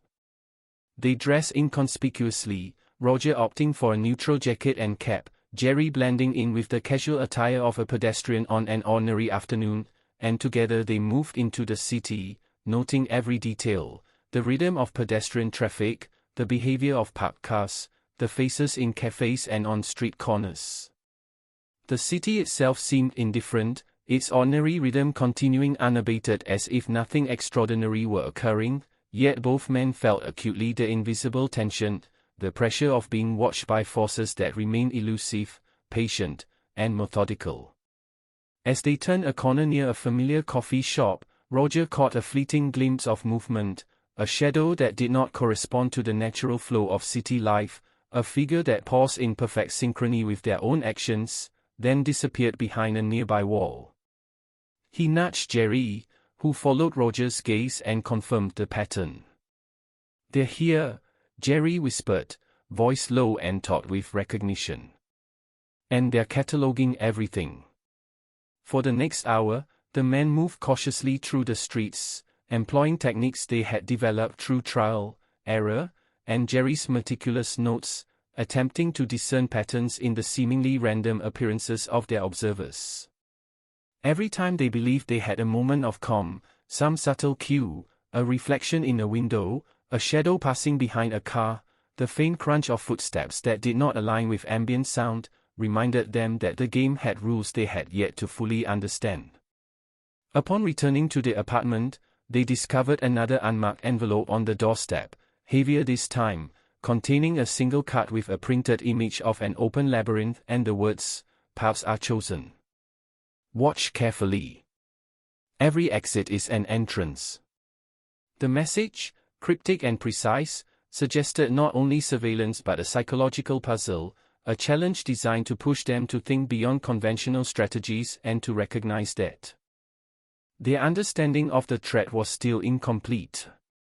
Roger held the card, turning it over in his hands, feeling the weight of implication. Jerry, eyes narrowed, interpreted the symbolism. "It's not just observation," he said. "They want us to engage. They want to see how we react when confronted with choices that have no clear answers. This is about testing our decision-making under pressure, our perception of reality versus illusion." Over the next few days, the pattern of calculated intrusions escalated further. Items in the apartment were subtly rearranged in ways that suggested a deep knowledge of their routines. Brief, nearly imperceptible noises suggested movement within the building when no one should have been present, and occasional, fleeting glimpses of shadowy figures outside windows intensified the psychological pressure. Roger and Jerry responded by increasing their own surveillance measures, adding additional cameras, motion sensors, and even setting up mirrors in strategic locations to detect reflection movements. Their efforts revealed small but telling details, figures that lingered just out of clear view, cars parked for hours with no apparent purpose, and fleeting interactions between unknown individuals whose behavior indicated coordination, observation, and intent. The realization settled in slowly but unmistakably. They were not just being observed, they were being studied, analyzed, and manipulated. Each choice they made, from walking down a street to leaving a window open, was noted, interpreted, and possibly used as part of an elaborate strategy to shape their behavior. This realization brought both men to a tense equilibrium. They were alert, cautious, and yet compelled to act, knowing that inaction could lead to vulnerability, while action carried the risk of escalation. In this heightened state, Jerry proposed a plan to identify their observers through control exposure, carefully orchestrating movements and behaviors to provoke reactions that could reveal patterns. Roger, initially hesitant, agreed after recognizing the necessity of proactive engagement.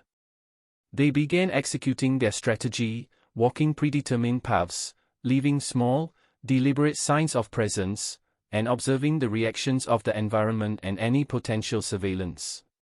Each day became a meticulous experiment in behavioral observation, risk assessment, and psychological endurance, with the stakes growing ever higher as the intrusions became more sophisticated, the patterns more precise, and the threat increasingly palpable. One evening, a breakthrough occurred. Roger, reviewing footage from a camera set near a side entrance, noticed a figure, partially obscured, who appeared consistently at intervals corresponding with their planned movements. The figure exhibited behavior that suggested familiarity with the area, yet also subtle attempts to remain undetected. Jerry analyzed the footage, noting gestures, timing, and patterns that indicated deliberate observation, and together they deduced that this individual was likely a scout or intermediary, part of a larger, coordinated effort. Armed with this information, they formulated a plan to test the intentions and capabilities of the unknown entities. The following night, they orchestrated a series of control movements, designed to draw the observer into revealing more information without direct confrontation. The tension in the apartment was palpable, the city outside continuing its indifferent rhythm, each sound amplified in the minds of the two men as they waited, prepared, and watched. Hours passed with near silence, punctuated only by the faint hum of distant traffic and the occasional flutter of a curtain in the breeze. Then, as if on cue, a shadow appeared near the designated observation point, moving with calculated precision that confirmed their hypothesis. The experiment had succeeded in drawing out a reaction, revealing patterns that could be further analyzed and potentially exploited in subsequent encounters. It was a small victory, but significant in the context of the escalating psychological game they had been drawn into. The breakthrough also reinforced the unsettling reality that the adversaries they faced were not only skilled and patient but adaptable, capable of anticipating human behavior and modifying their approach in response to subtle changes in the environment. Roger and Jerry, now operating with heightened awareness and strategic intent, recognized that every decision carried consequences, every movement could be observed, and every action was part of a larger, intricate pattern of influence. They spent the rest of the night documenting the results, refining their strategies, and preparing for the inevitable escalation that would follow from their discoveries. By dawn, both men understood that their ordinary lives had irrevocably transformed into a landscape of observation, strategy, and calculated risk, where survival depended not only on vigilance but on the ability to interpret the intentions and patterns of forces operating beyond direct visibility. And so, with the city awakening in its usual rhythm, indifferent to the subtle but high-stakes drama unfolding in a small apartment, Roger and Jerry braced themselves for the next phase of a psychological engagement that promised to test the limits of intelligence, courage, and the enduring resilience of friendship when confronted with forces that remain precise, impersonal, and relentlessly observant. The days that followed brought a sense of both urgency and disorientation, a subtle but constant pressure that seemed to infiltrate every aspect of Roger and Jerry's lives, blurring the lines between ordinary existence and the extraordinary vigilance that now defined their reality. Every phone call, every pedestrian passing by, every reflection in a window or passing car was scrutinized for subtle clues, patterns, or hints of the elusive adversaries whose presence seemed simultaneously omnipresent and impossibly concealed. Roger had begun keeping a mental tally of all the irregularities, cataloging them with obsessive precision, noting the time, direction, and manner of each perceived anomaly. Jerry, meanwhile, expanded the network of cameras and sensors, placing them in areas that provided strategic observation points without drawing attention, creating a lattice of surveillance designed to counter the unseen watchers who had, until now, dictated the terms of engagement. One evening, as dusk settled over the city and the amber glow of streetlights reflected in rain-slick pavement, Roger and Jerry reviewed footage captured over the previous 48 hours, scanning for patterns, anomalies, anything that could provide insight into the identity or intentions of the observers. It was then that Roger noticed a subtle but significant detail, a recurring figure in the background, partially obscured, whose posture and timing suggested not random presence but deliberate observation. The figure appeared at multiple locations coinciding with moments when Jerry or Roger had left their apartment or moved along planned routes, always maintaining enough distance to avoid detection yet close enough to monitor. Jerry leaned in, scrutinizing the frames. "They're learning our routines," he said quietly, the tension in his voice belying both fascination and fear. "Every movement we make, every adjustment to our behavior, is being noted, recorded, and possibly anticipated." The implications were chilling. If their actions were so thoroughly monitored, any attempt at direct confrontation could escalate unpredictably, while inaction risked further encroachment and control. They realized that their adversaries were playing a long game, one that required patience, adaptability, and meticulous observation, and that every decision from this point forward would carry amplified consequences. The next morning, Roger decided to conduct a control experiment in behavior modification, a subtle deviation from their established routines designed to test whether their observers were actively monitoring and adjusting to their actions. He left the apartment earlier than usual, carrying an unremarkable briefcase and walking a route that deviated slightly from habitual patterns. Jerry followed discreetly, maintaining a balance between observation and concealment. As they moved through the streets, Roger noted minor irregularities, a parked car that appeared too frequently in the same location, a figure briefly reflected in a storefront window whose movements synchronized oddly with theirs, and subtle shifts in pedestrian traffic that seemed inexplicably responsive to their own paths. Returning home, they discovered yet another envelope slipped under the door. Inside was a card with a single, precise illustration, a series of arrows pointing in divergent directions, accompanied by the message, "Deviation noted. Adaptation required. Choices carry weight." The phrasing reinforced the psychological dimension of the engagement, indicating not only awareness of their actions but a deliberate challenge to their capacity for strategic thinking and adaptation. That evening, Roger and Jerry convened to analyze the data, correlating observed anomalies with the instructions implied in the message. Each detail, from timing to directionality, was cross-referenced with prior observations, revealing patterns that suggested both methodical planning and anticipatory foresight on the part of their watchers.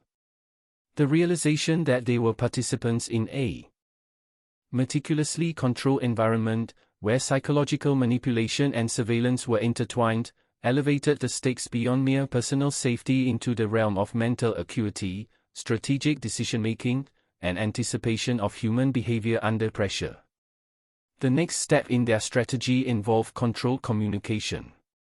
They drafted a series of messages intended to probe the intent, patience, and limitations of the unknown observers without revealing vulnerability or fear.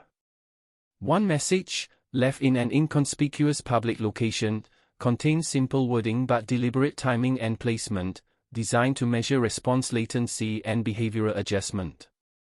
Another was encoded in subtle gestures observable from a safe distance, intended to assess whether the observers could interpret nuanced human behavior without direct interaction. These measures, while inherently risky, were deemed necessary to gather insight into the motives, capabilities, and constraints of their adversaries whose actions were shaping the contours of their lives.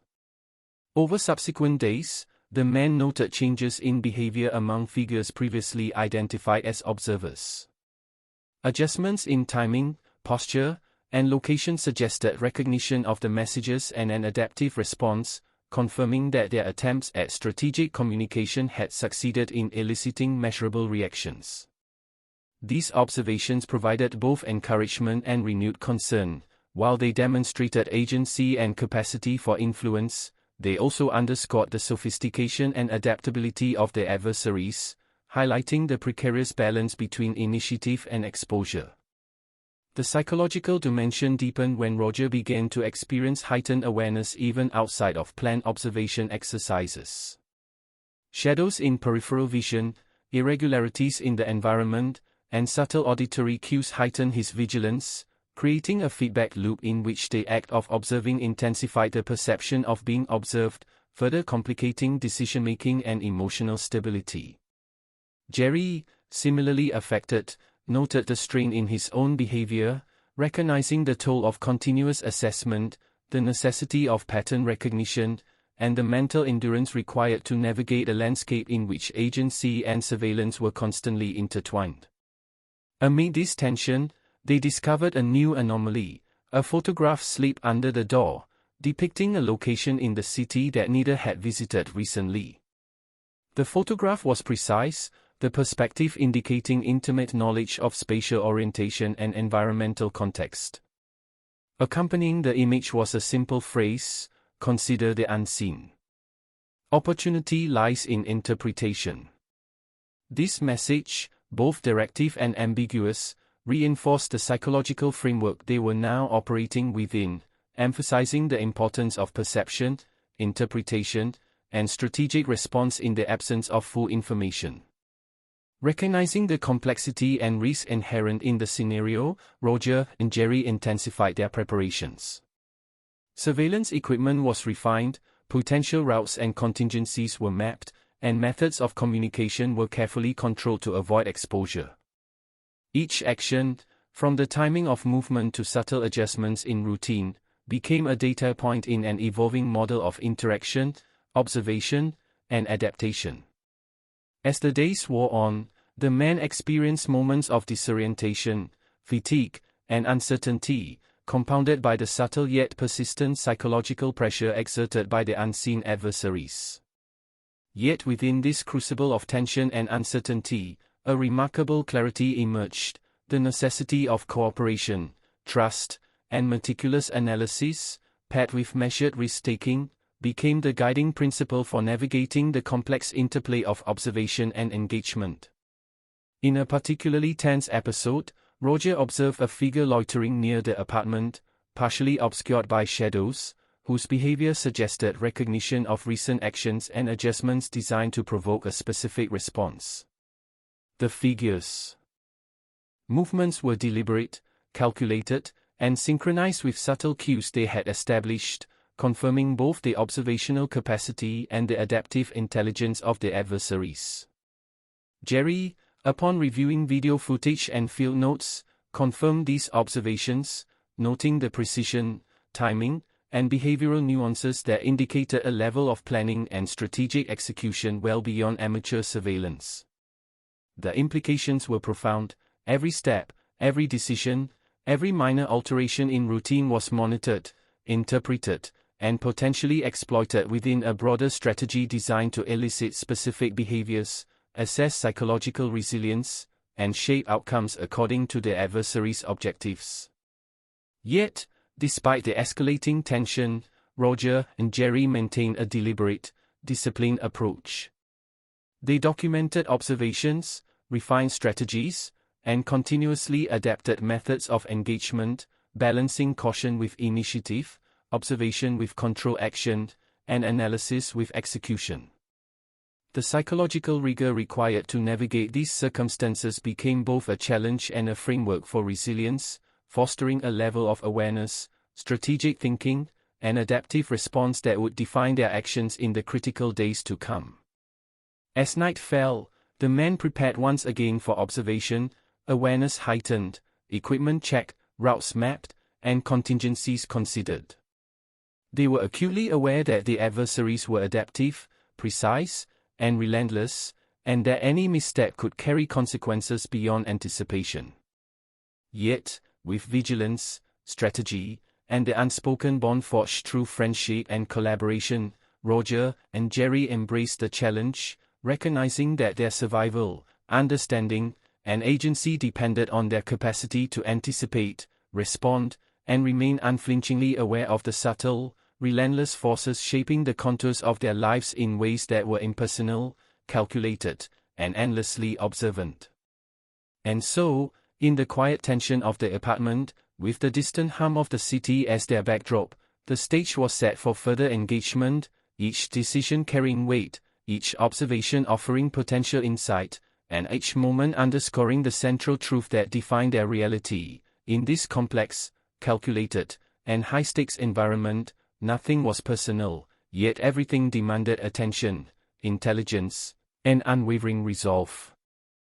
The following morning arrived with a deceptive calm that only heightened Roger and Jerry's vigilance, as though the city itself had conspired to lull them into complacency before the next wave of calculated engagement.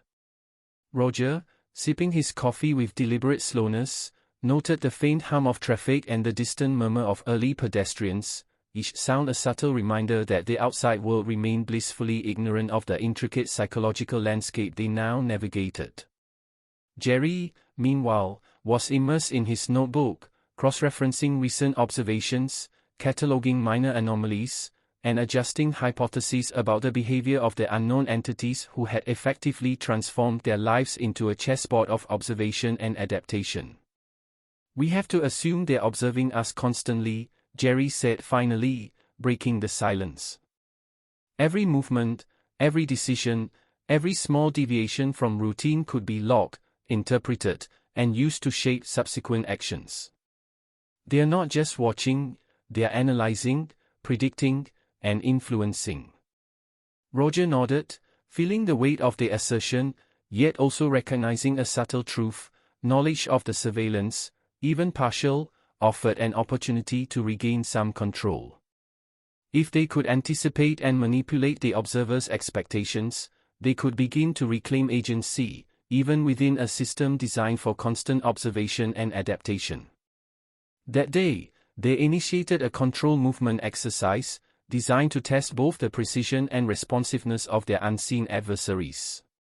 Roger left the apartment at a time slightly earlier than usual, carrying an unremarkable briefcase and following a path that deviated from routine patterns.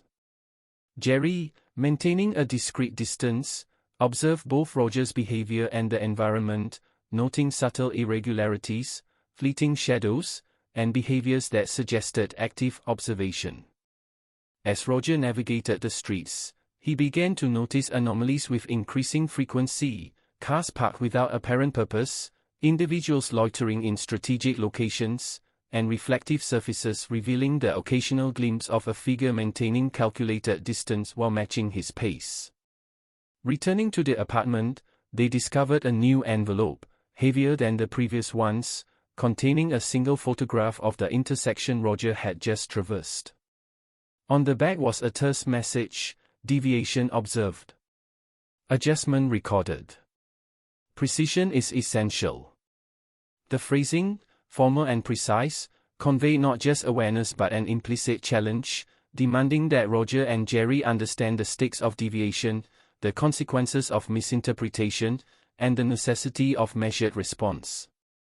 Jerry examined the photograph closely, noting angles, shadows, and perspective. "They're mapping everything," he said quietly. "Every street, every intersection, every subtle movement. They're constructing a model of our behavior that allows them to anticipate decisions we haven't even consciously made yet." The realization was sobering. It reinforced their understanding that their adversaries were not merely reactive but proactive, using observation to create predictive frameworks capable of manipulating outcomes and exerting influence without direct confrontation. The next phase of their strategy involved deliberate psychological countermeasures. They planned movements designed to mislead, distract, and provoke reactions, while maintaining layers of safety and plausible deniability. Each action was meticulously considered. Timing, location, and observable behavior were all variables in a control experiment intended to illuminate the methods, capabilities, and objectives of their observers. Over the following days, Roger and Jerry alternated between observation and carefully choreographed movement, noting patterns, testing assumptions, and cataloging responses.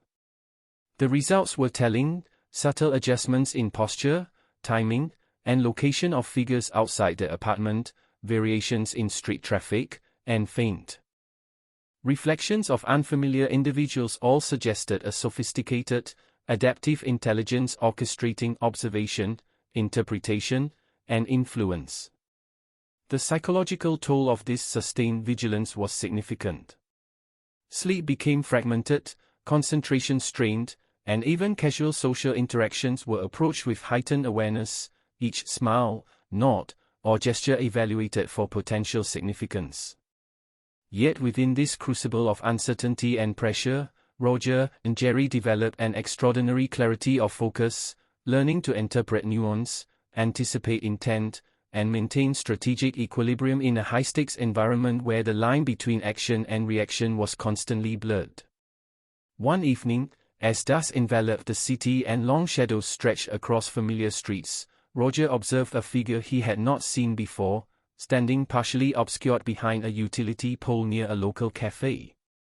The figure's posture, timing, and movement suggested recognition of their recent behavioral deviations, and a deliberate response designed to test, probe, or provoke. Jerry, reviewing his field notes and prior surveillance footage, confirmed the significance. The new individual represented either an escalation or reinforcement of their existing surveillance network, their presence indicative of adaptive strategy and layered observation. Recognizing the opportunity, they orchestrated a subtle engagement, designed to test the observer's reaction while minimizing exposure and risk. Roger made a slight, deliberate alteration in his path, pausing briefly to allow the figure to observe. Jerry monitored remotely, documenting micro-behaviors, subtle movements, and timing, all in the service of building a more complete model of the adversary's operational methods. Their patience was rewarded. the figure adjusted positioning in a manner consistent with prior patterns, confirming both attentiveness and behavioral analysis. The data gathered would inform subsequent strategic adjustments, allowing Roger and Jerry to refine hypotheses about intent, methodology, and potential vulnerabilities within the surveillance framework. Amid this intense psychological and operational activity, they also recognized the necessity of preserving some degree of ordinary life, however fleeting. Meals were prepared with deliberate normalcy, casual conversation maintained where possible, and the city's ordinary rhythm leveraged to camouflage strategic movements. Balancing the extraordinary demands of observation with the mundane necessities of daily existence became a delicate, demanding exercise in cognitive discipline and emotional control. As days turned into nights, the rhythm of observation, testing, and documentation became nearly continuous. Roger and Jerry maintained a disciplined schedule, integrating periods of rest, careful movement, and strategic experimentation with ongoing monitoring and analysis. The sophistication of their adversaries demanded an equally sophisticated response. Each decision, each movement, each observable behavior now carried amplified significance, and the capacity to anticipate, interpret, and adjust became essential for survival and strategic advantage.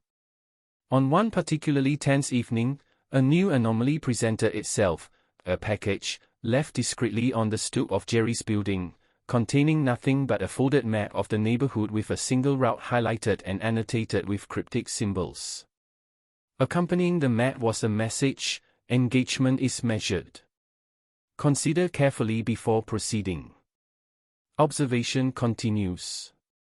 The clarity and precision of the instructions underscored the strategic dimension of the engagement, emphasizing that actions were not merely observed but evaluated, interpreted, and potentially exploited. Roger and Jerry analyzed the map, cross-referencing it with prior surveillance data, patterns of observed figures, and known movement routes. The exercise highlighted the depth of intelligence, patience, and operational planning that characterized their adversaries, and reinforced the imperative for careful, deliberate action within a controlled framework of risk and observation. That night, as the city's ambient noise blended with the subtle hum of surveillance equipment, the two men documented, planned, and prepared. They discussed contingencies, potential adaptations, and methods for testing observer responses while minimizing exposure.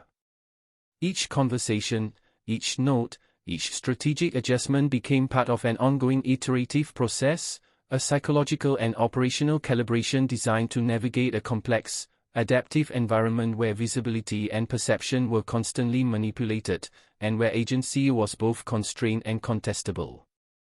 The week culminated in a particularly challenging observation exercise, designed to measure responsiveness, pattern recognition, and adaptive behavior among the surveillance network. Roger and Jerry executed their movements with precision, alternating predictable and unpredictable patterns, varying timing, routes, and gestures, all while meticulously documenting environmental and behavioral responses. The results were significant: patterns of adjustment, synchronization, and anticipatory behavior were observed among figures previously identified, confirming the adaptive intelligence, coordination, and strategic purpose of their adversaries.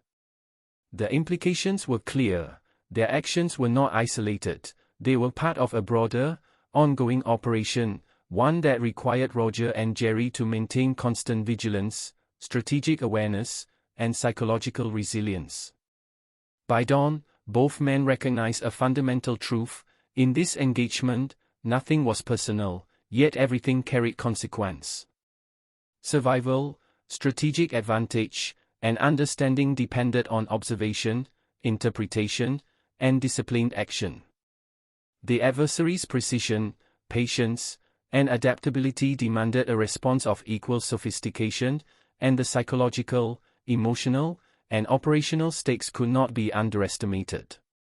And so, as sunlight filtered through the blinds and the city stirred with oblivious energy, Roger and Jerry prepared once again for observation, analysis, and strategic engagement, fully aware that each decision, movement, and behavioral choice would influence outcomes in a landscape defined by impersonal precision, relentless scrutiny, and the subtle, unyielding demands of survival, adaptability, and understanding. The tension that had defined the previous weeks seemed to reach a new apex as Roger and Jerry realized that their adversaries were not only observing and adapting but also shaping the environment in subtle, almost imperceptible ways that created a psychological maze designed to test, provoke, and measure their responses. That morning, Roger noticed an unusual sequence of events during his routine walk to the corner store. A delivery truck that usually arrived at a later hour was parked strategically, its driver lingering longer than necessary. A pedestrian whose presence had been noted in prior observations seemed to mirror his pace and direction with uncanny precision, and a stray dog, typically indifferent to passers-by, followed a calculated path along the sidewalk, momentarily intersecting with Roger's own trajectory before veering away. Each element, trivial in isolation, collectively created a pattern that suggested not randomness but deliberate orchestration. Jerry, reviewing the notes and correlating them with footage from surveillance cameras, confirmed that the incidents formed a coherent, if complex, narrative of observation, adaptation, and subtle manipulation. "They are crafting scenarios," he said quietly, eyes narrowing. "Every object, every individual, every movement is a piece of data being collected, analyzed, and potentially used to predict or influence our behavior." The implication was chilling. The urban environment itself had become a stage for psychological strategy, and every action, no matter how mundane, carried potential consequence. Recognizing the escalating sophistication of the adversaries, Roger and Jerry devised a counter-strategy that combined careful observation with controlled behavioral manipulation. They planned movements that alternated between predictable and deliberately misleading patterns, designed to provoke subtle reactions while minimizing exposure and risk. Each action, gesture, and decision was carefully logged, timed, and documented, with the understanding that the smallest deviation could yield insight into the methods, capabilities, and limitations of the unseen forces observing them. Over the next several days, their routine became a meticulously choreographed interplay of observation and action. Roger monitored environmental cues, the timing of vehicles, the placement of pedestrians, and patterns of light and shadow, while Jerry analyzed the data, noting correlations, anomalies, and behavioral consistencies that suggested adaptive intelligence on the part of the adversaries. The psychological strain was significant. Sleep became fragmented, concentration required conscious effort, and even casual social interactions were approached with heightened awareness, each interaction evaluated for potential implications. Yet within this pressure, both men honed a remarkable clarity of perception, anticipating movements, interpreting subtle cues, and learning to navigate a landscape where observation, manipulation, and strategy were inseparably intertwined. One evening, a new variable was introduced, a package left at the base of the stairwell, containing a folded sheet of paper and a single envelope. The paper contained a schematic of the immediate neighborhood, highlighting intersections, alleys, and blind spots. The envelope contained a message in precise, typed language: "Paths are observed. Deviations noted. Choices are consequential. Engage wisely." The clarity and formal precision of the message reinforced the adversary's operational philosophy. Every action, every decision, and every movement was being meticulously logged, interpreted, and potentially manipulated. Jerry studied the map closely, identifying potential observational positions, noting areas of strategic advantage, and marking zones where deviations could be safely tested. The process was both analytical and psychological, requiring a balance between rational assessment and anticipation of behavior, both human and environmental. The following evening, Roger and Jerry executed a controlled observational test. They left the apartment at staggered intervals, following pre-planned routes designed to provoke subtle responses from any observers. Roger altered his usual path multiple times, incorporating minor hesitations, abrupt turns, and pauses at strategic locations, while Jerry monitored from a distance, documenting reactions, subtle adjustments in posture, timing, and positioning by potential observers. The results were immediate and instructive. Figures previously identified appeared in locations consistent with predictive modeling, adjusting behavior in near-perfect synchrony with Roger's movements, confirming both awareness and analytical capability on the part of the adversaries. Observing these patterns, Jerry whispered, "They are not just observing, they're predicting. Every alteration we make, every hesitation or acceleration, is processed and incorporated into their model of us." The implications were sobering. The adversary's operational sophistication suggested experience, resources, and a level of psychological insight that required equally disciplined, strategic, and adaptive responses. Roger and Jerry recognized that survival, agency, and comprehension depended on the ability to anticipate, manipulate, and respond with precision. Over the following days, the adversaries escalated the psychological complexity. Objects were repositioned, deliveries arrived with subtle anomalies, and previously unnoticed individuals appeared in strategic locations, often for mere seconds but enough to be observed, documented, and potentially interpreted. The environment itself was subtly altered to create microtensions, provoking instinctive reactions that could then be logged and analyzed. Roger and Jerry adapted by refining their own strategies, integrating redundancy, misdirection, and control exposure into their movements. Every step outside the apartment, every interaction with the urban environment, and every deliberate behavior became data for both parties, for the adversaries, a source of analysis, for Roger and Jerry, a mechanism for understanding, adaptation, and survival. Amid this escalation, they faced a particularly challenging episode. Jerry discovered that a figure previously believed to be coincidental had consistently appeared near one of their observational posts, exhibiting behavior that suggested both awareness of their methods and an attempt to manipulate reactions.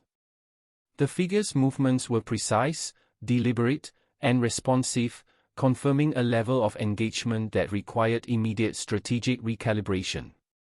They analyzed the figure's positioning, timing, and posture, developing a counter-strategy that involved control deviation, microgestures, and time movements designed to provoke responses that could reveal further operational patterns without exposing themselves to unnecessary risk. That night, their plan unfolded with meticulous execution. Roger moved along predetermined routes with control variations, signaling subtly to Jerry when particular behaviors or reactions were observed. They documented microadjustments, positional changes, and anticipatory movements by the figure, noting every nuance with painstaking attention to detail. The results were revealing. The figure responded consistently to the control deviations, confirming predictive capacity, attentiveness, and adaptive intelligence. The insights gained allowed them to refine hypotheses, anticipate further maneuvers, and adjust strategies for subsequent engagement. The psychological dimension remained acute. Roger and Jerry experienced heightened vigilance, subtle tension in every gesture, and a continuous awareness of being monitored, tested, and measured. Yet within this pressure, a remarkable clarity emerged, the ability to interpret subtle cues, anticipate behavior, and integrate observation into strategic decision-making became a critical survival skill. The stakes were elevated not by direct confrontation but by the relentless, impersonal precision with which the adversaries conducted observation, assessment, and influence. Over the next week, the interaction became a complex, iterative process. Roger and Jerry alternated between observation, strategic deviation, and control exposure, meticulously documenting every environmental cue, behavioral adjustment, and micro-response. The data accumulated into a nuanced understanding of the adversary's methods, revealing a pattern of anticipatory intelligence, environmental manipulation, and strategic patience that defined the engagement. They also recognized the imperative to preserve ordinary life, however fleeting. Meals, conversation, and routine were integrated into strategic planning, providing both camouflage and a psychological anchor. The delicate balance between ordinary existence and extraordinary vigilance became a defining feature of their daily experience. On one particularly tense evening, a new envelope arrived, left inconspicuously on the stoop. Inside was a single card: observation is cumulative. Interpretation is your ally. Adaptation is essential. The message, succinct yet layered, reinforced the fundamental principles that had emerged through weeks of engagement: vigilance, interpretation, and adaptability were essential in a landscape defined by impersonal, precise, and relentless observation. Roger and Jerry studied the card carefully, internalizing its guidance, and adjusted their approach accordingly. They refined movement patterns, strengthened observational coverage, and integrated newly gained insights into strategic plans for future interaction. As night fell and the city settled into its ambient rhythm, the two men prepared once again for observation, engagement, and documentation. Every choice, gesture, and movement carried amplified significance, demanding clarity, discipline, and foresight. They were acutely aware that their actions were not isolated but part of a broader, ongoing interplay with forces that remain unseen, patient, and remarkably precise. And so, with the city's ordinary hum serving as both backdrop and contrast, Roger and Jerry embraced the challenge, navigating the intricate, high-stakes environment with strategic awareness, psychological resilience, and a deep understanding that in this complex engagement, nothing was personal, yet everything demanded attention, intelligence, and unwavering resolve. The days that followed blurred into a continuous sequence of observation, adaptation, and anticipation, each moment weighted with subtle tension and the understanding that the unseen adversaries were not merely passive observers but active participants in a game of psychological precision. Roger and Jerry found themselves navigating a world in which ordinary urban life had been transformed into a complex lattice of behavioral cues, environmental manipulation, and latent consequences, where each action, decision, and deviation was potentially analyzed, recorded, and interpreted. Early one morning, as the city began to stir, Roger noticed a subtle but deliberate change in the environment near their apartment. A newspaper left conspicuously on a bench across the street, angled to catch the first rays of light in a way that seemed almost intentional, and a pedestrian whose movements appeared synchronized with Roger's own departure from the building. Jerry, reviewing prior footage, noted recurring patterns, minor anomalies in delivery schedules, inconsistencies in traffic flow, and brief appearances of figures whose behavior suggested both observation and coordination. Their orchestrating context, Jerry said quietly. Every element, no matter how mundane, is part of a larger framework designed to provoke, test, and measure our reactions.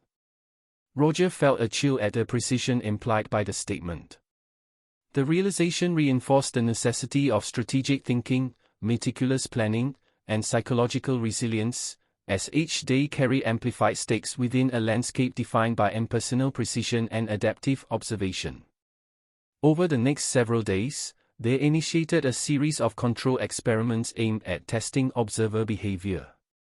Roger varied routes, altered timing, and engaged in minor, deliberate deviations designed to provoke subtle responses.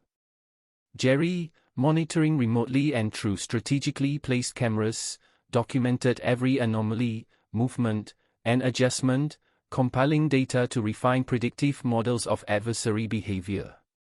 Each experiment yielded insight, subtle positional adjustments, brief appearances at unexpected intervals, and minor but consistent variations in environmental cues indicated sophisticated coordination and anticipatory analysis.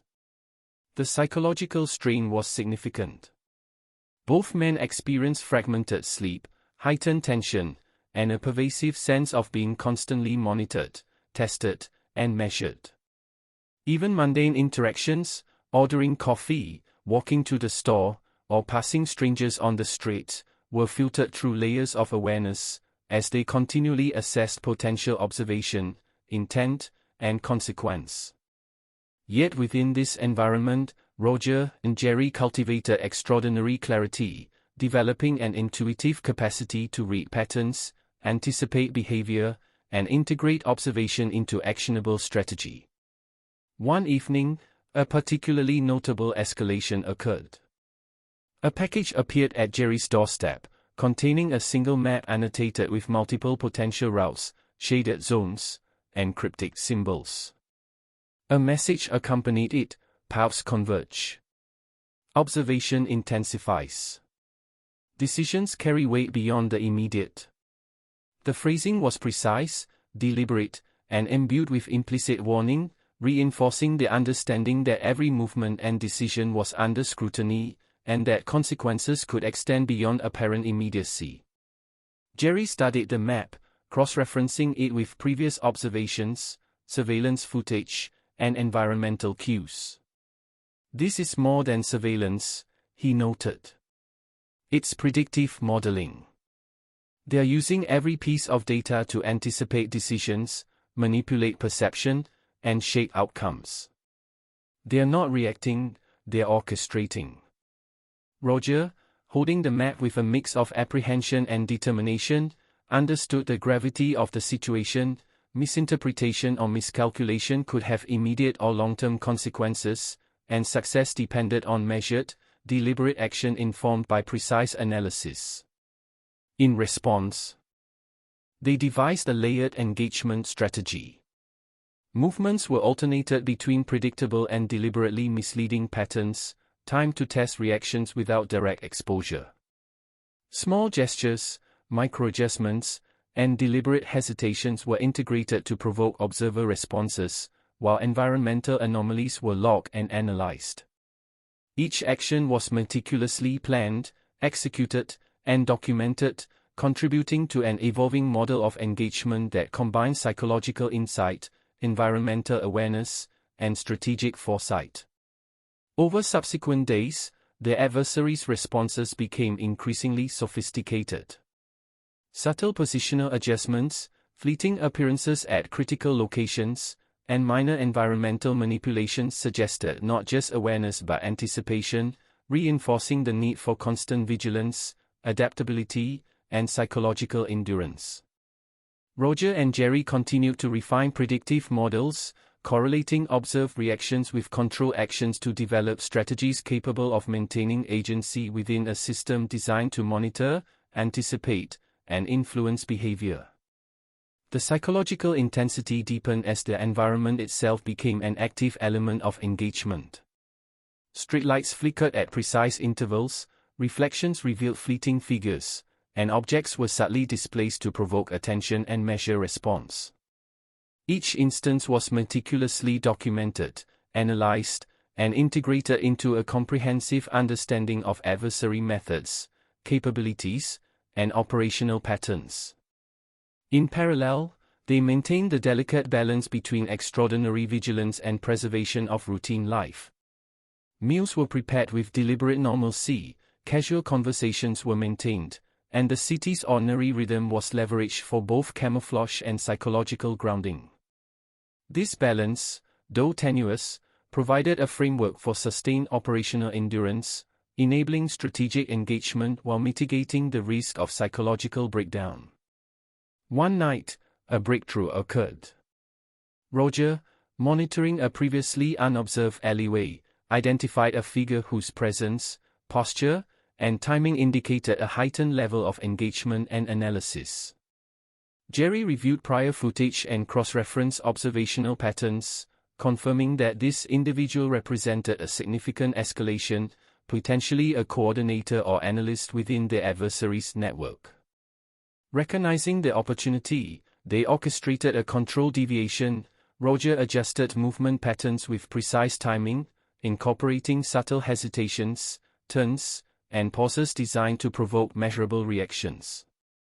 Jerry documented responses, noting positional shifts, microbehaviors, and subtle adjustments that reveal adaptive analysis and strategic forethought.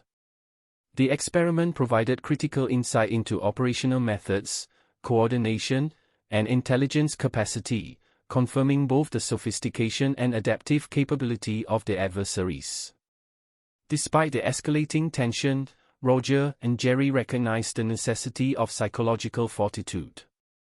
Each movement, gesture, and decision was filtered through layers of analysis, yet maintaining composure, clarity, and deliberate control was essential for effective engagement.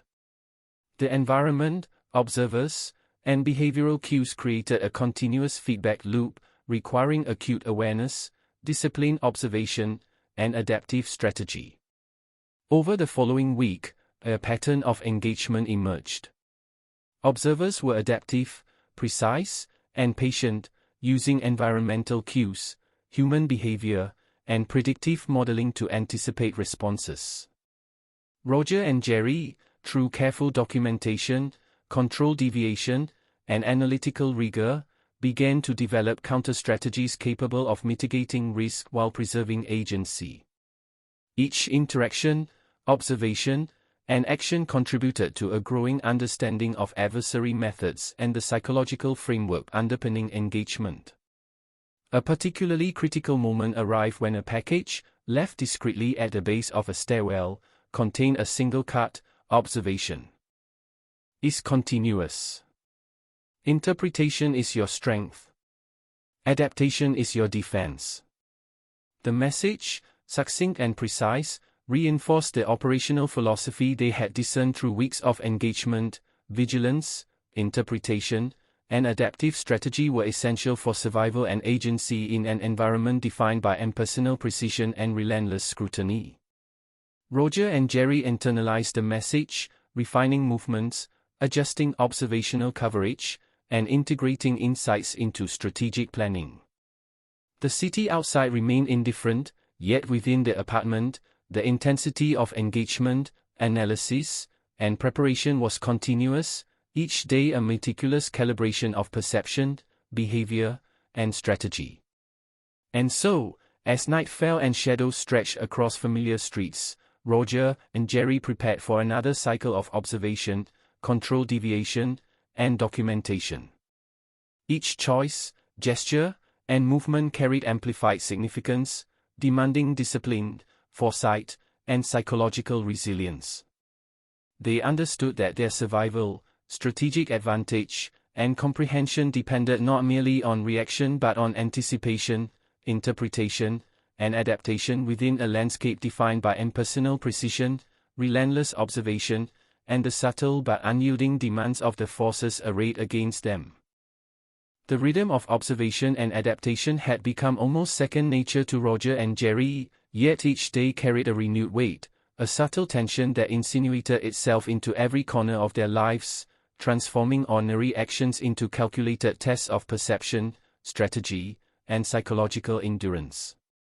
That morning, Roger noted that a familiar street had been subtly altered, a traffic cone placed at an unusual angle, a newspaper blown by the wind but positioned deliberately near a crosswalk, and a pedestrian who seemed to appear with uncanny timing, crossing paths in a way that suggested not chance but calculated presence.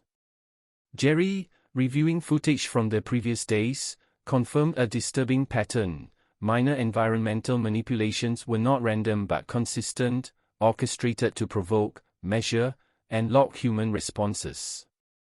"It's more than observation now," Jerry said, voice low but tense. "Every detail, no matter how trivial, is part of an analytical framework designed to test reactions, anticipate decisions, and influence behavior." Roger absorbed the implications, understanding that their adversaries were exercising precision, patience, and adaptive intelligence at a level that required an equally meticulous response. That day, they initiated a control experiment in behavioral deviation. Roger altered his usual route multiple times, incorporating hesitations, deliberate pauses, and minor backtracking, while Jerry monitored remotely and documented each anomaly, behavioral cue, and environmental response. The exercise revealed patterns that were both illuminating and unsettling. Figures previously identified adjusted their positioning with predictive precision, environmental anomalies occurred in response to movement, and the timing of certain events suggested anticipatory modeling.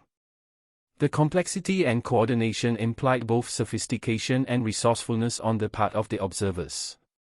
In the afternoon, Roger discovered a small envelope slip under the apartment door. Inside was a single sheet of paper with a printed image, a series of intersecting paths, each marked with tiny symbols and arrows, accompanied by the message, "Choices echo. Observation persists. Adaptation is expected." Jerry examined the illustration, tracing the lines with a finger as he cross-referenced the symbols with prior data. "They're mapping us," he said quietly. "Not just our movement, but our potential decisions, responses, and hesitations. Every action is being anticipated and recorded. This is a predictive model, not just surveillance." The recognition reinforced the necessity of deliberate, disciplined action. Every movement, every decision, and every observable behavior now required careful planning, strategic calculation, and psychological fortitude. That evening, they conducted a series of field experiments, moving through the city with controlled variation.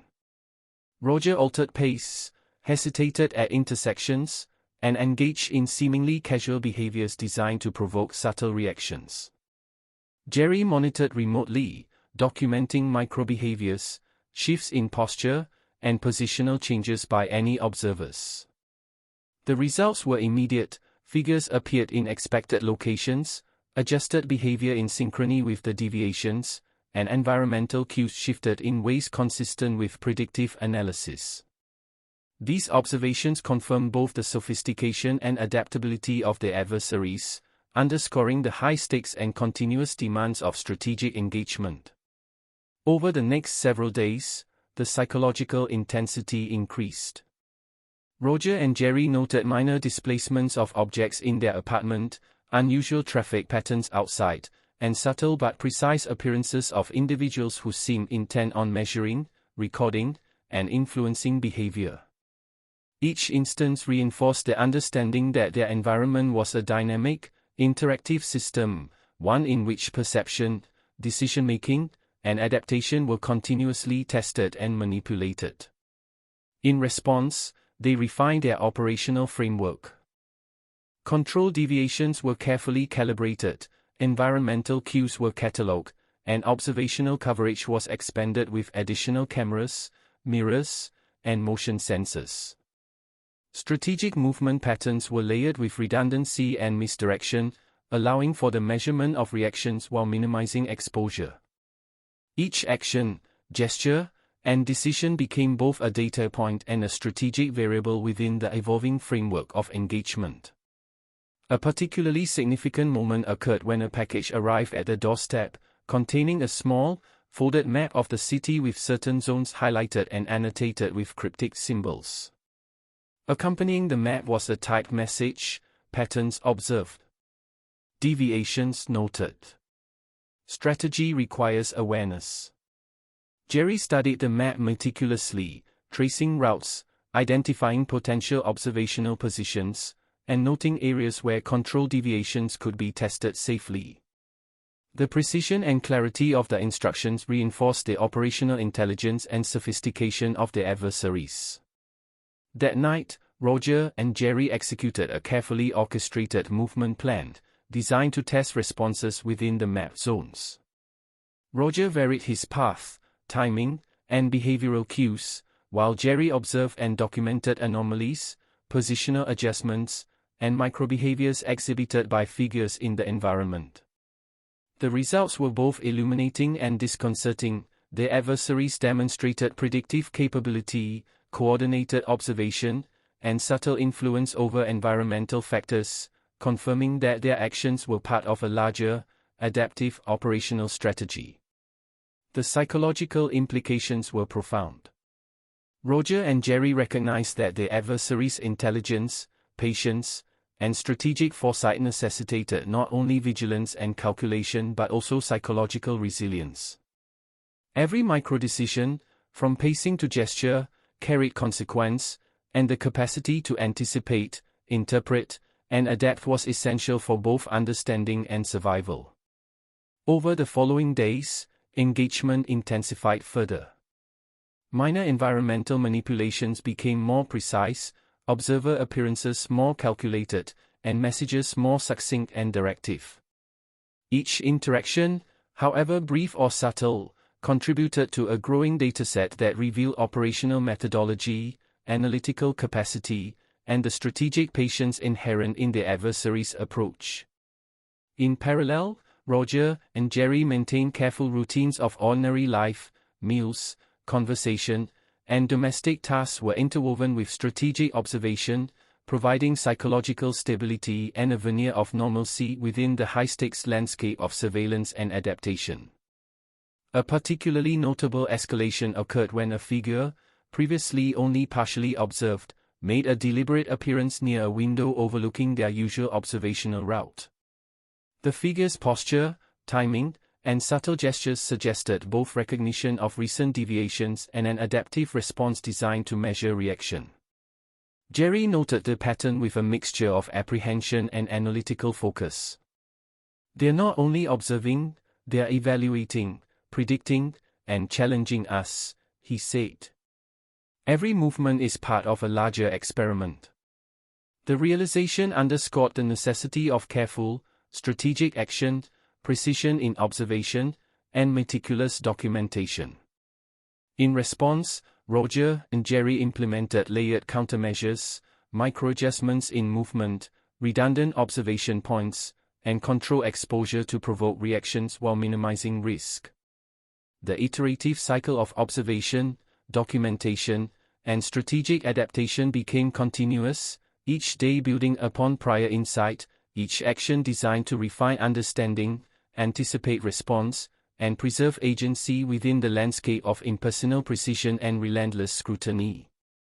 One evening, a new message arrived, a single envelope containing a card with an illustration of intersecting paths, accompanied by the statement, "Awareness is your ally. Adaptation is your defense. Observation is infinite."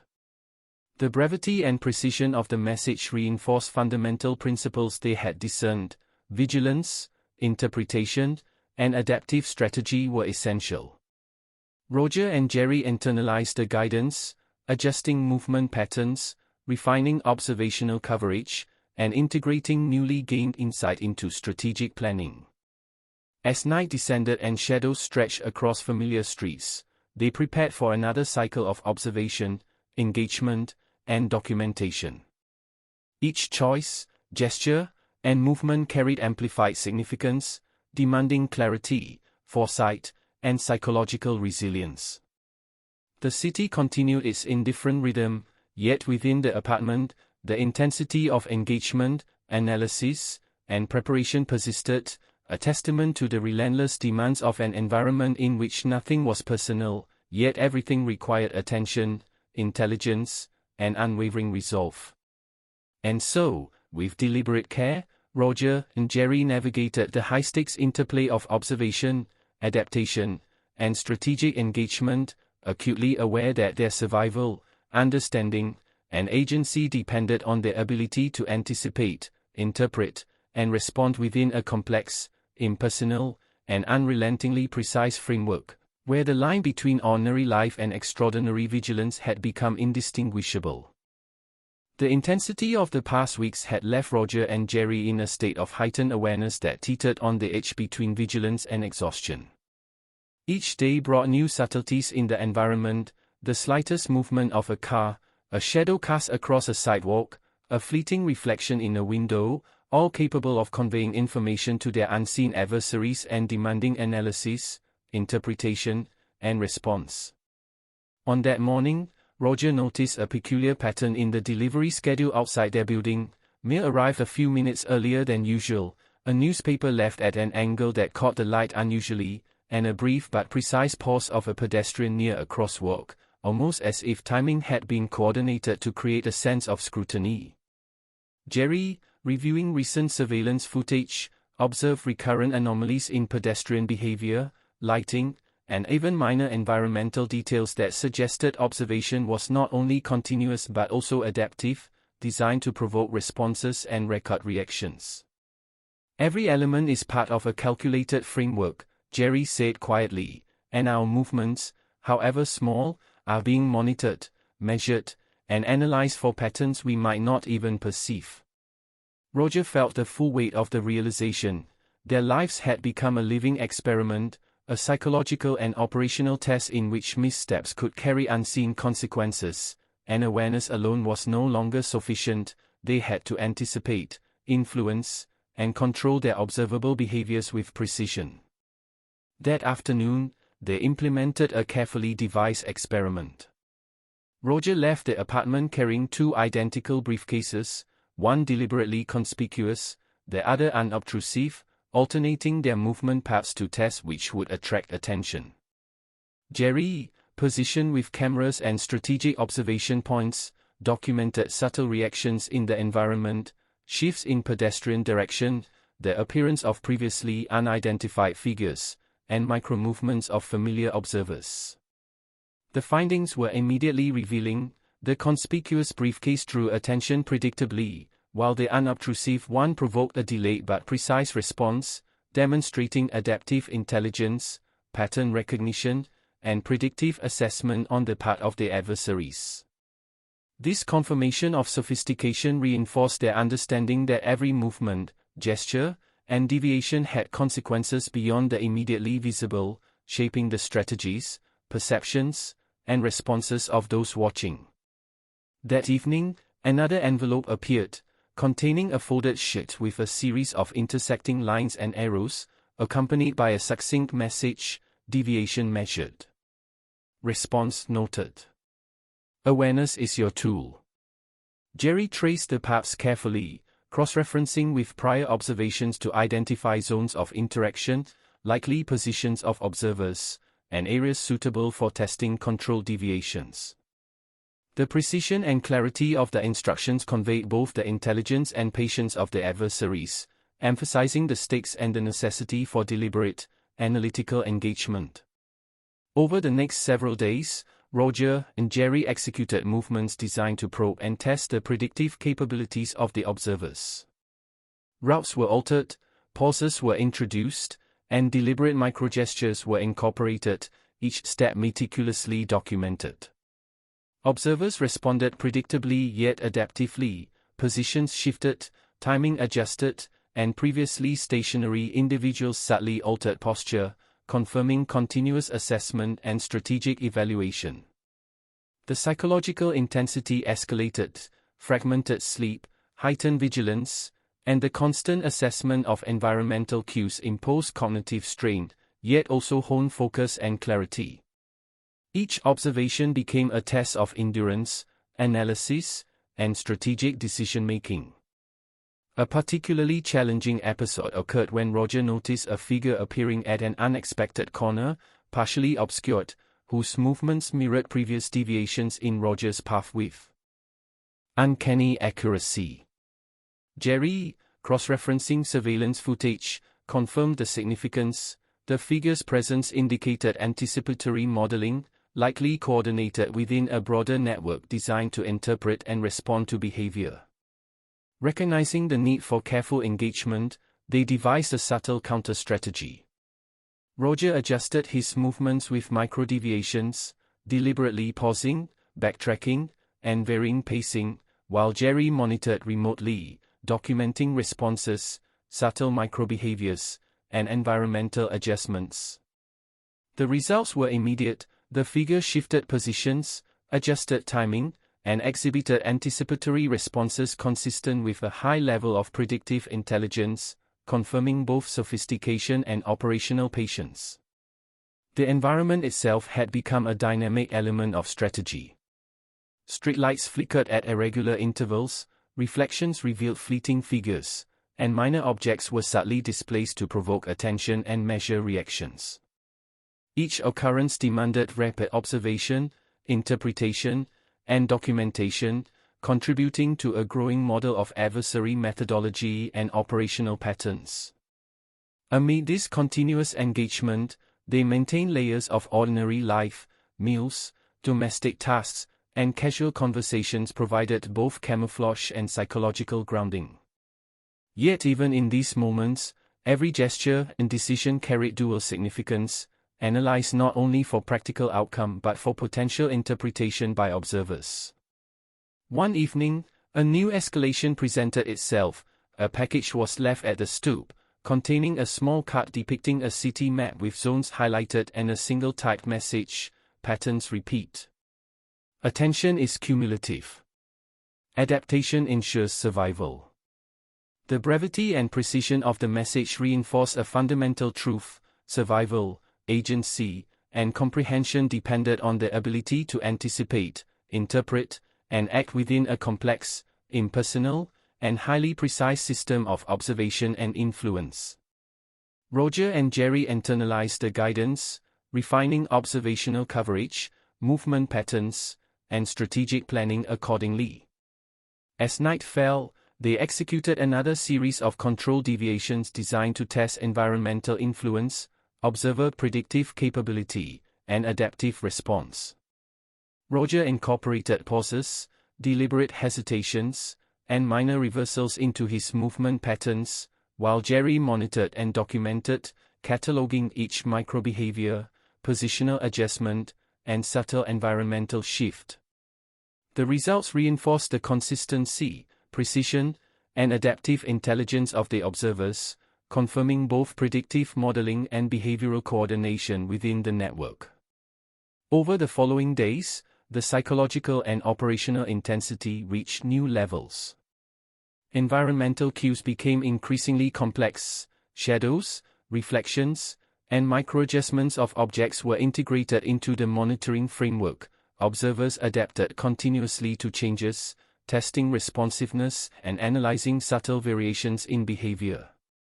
Roger and Jerry, in turn, refined their strategies, integrating redundancy, control exposure, and deliberate misdirection into every movement. The iterative cycle of observation, analysis, and adaptation became continuous, each action both data and strategy, contributing to a deepening understanding of operational methods and psychological frameworks.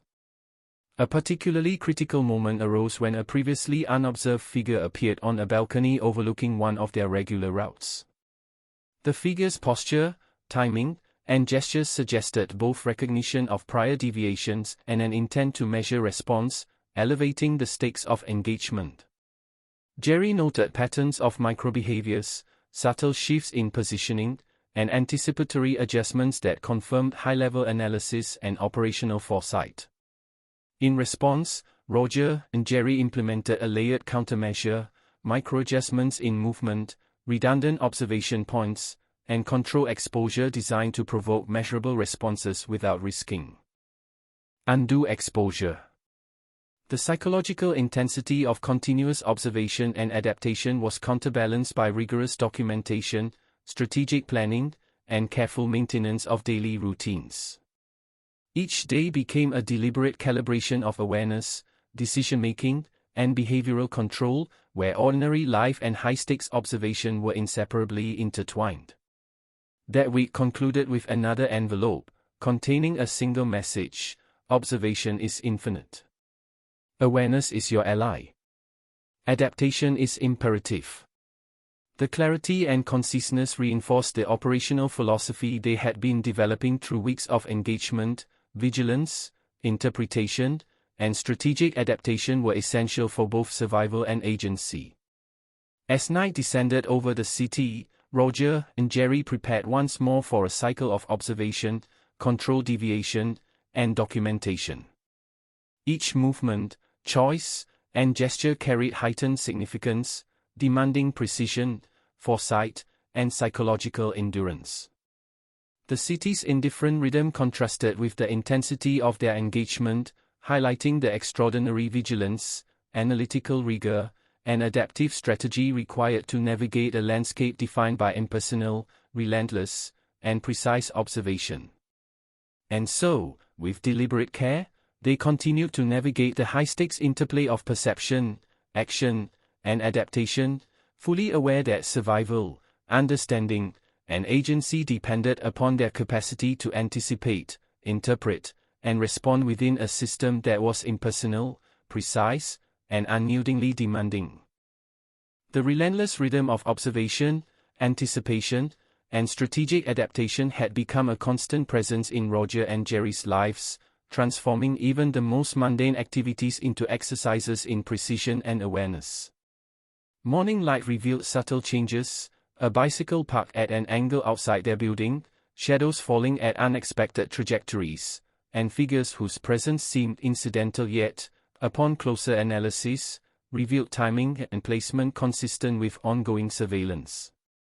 Jerry, reviewing footage from previous days, noted that even minor environmental shifts were purposeful, the displacement of objects, the fleeting movement of pedestrians, and subtle reflections all formed a coherent pattern of observation and testing.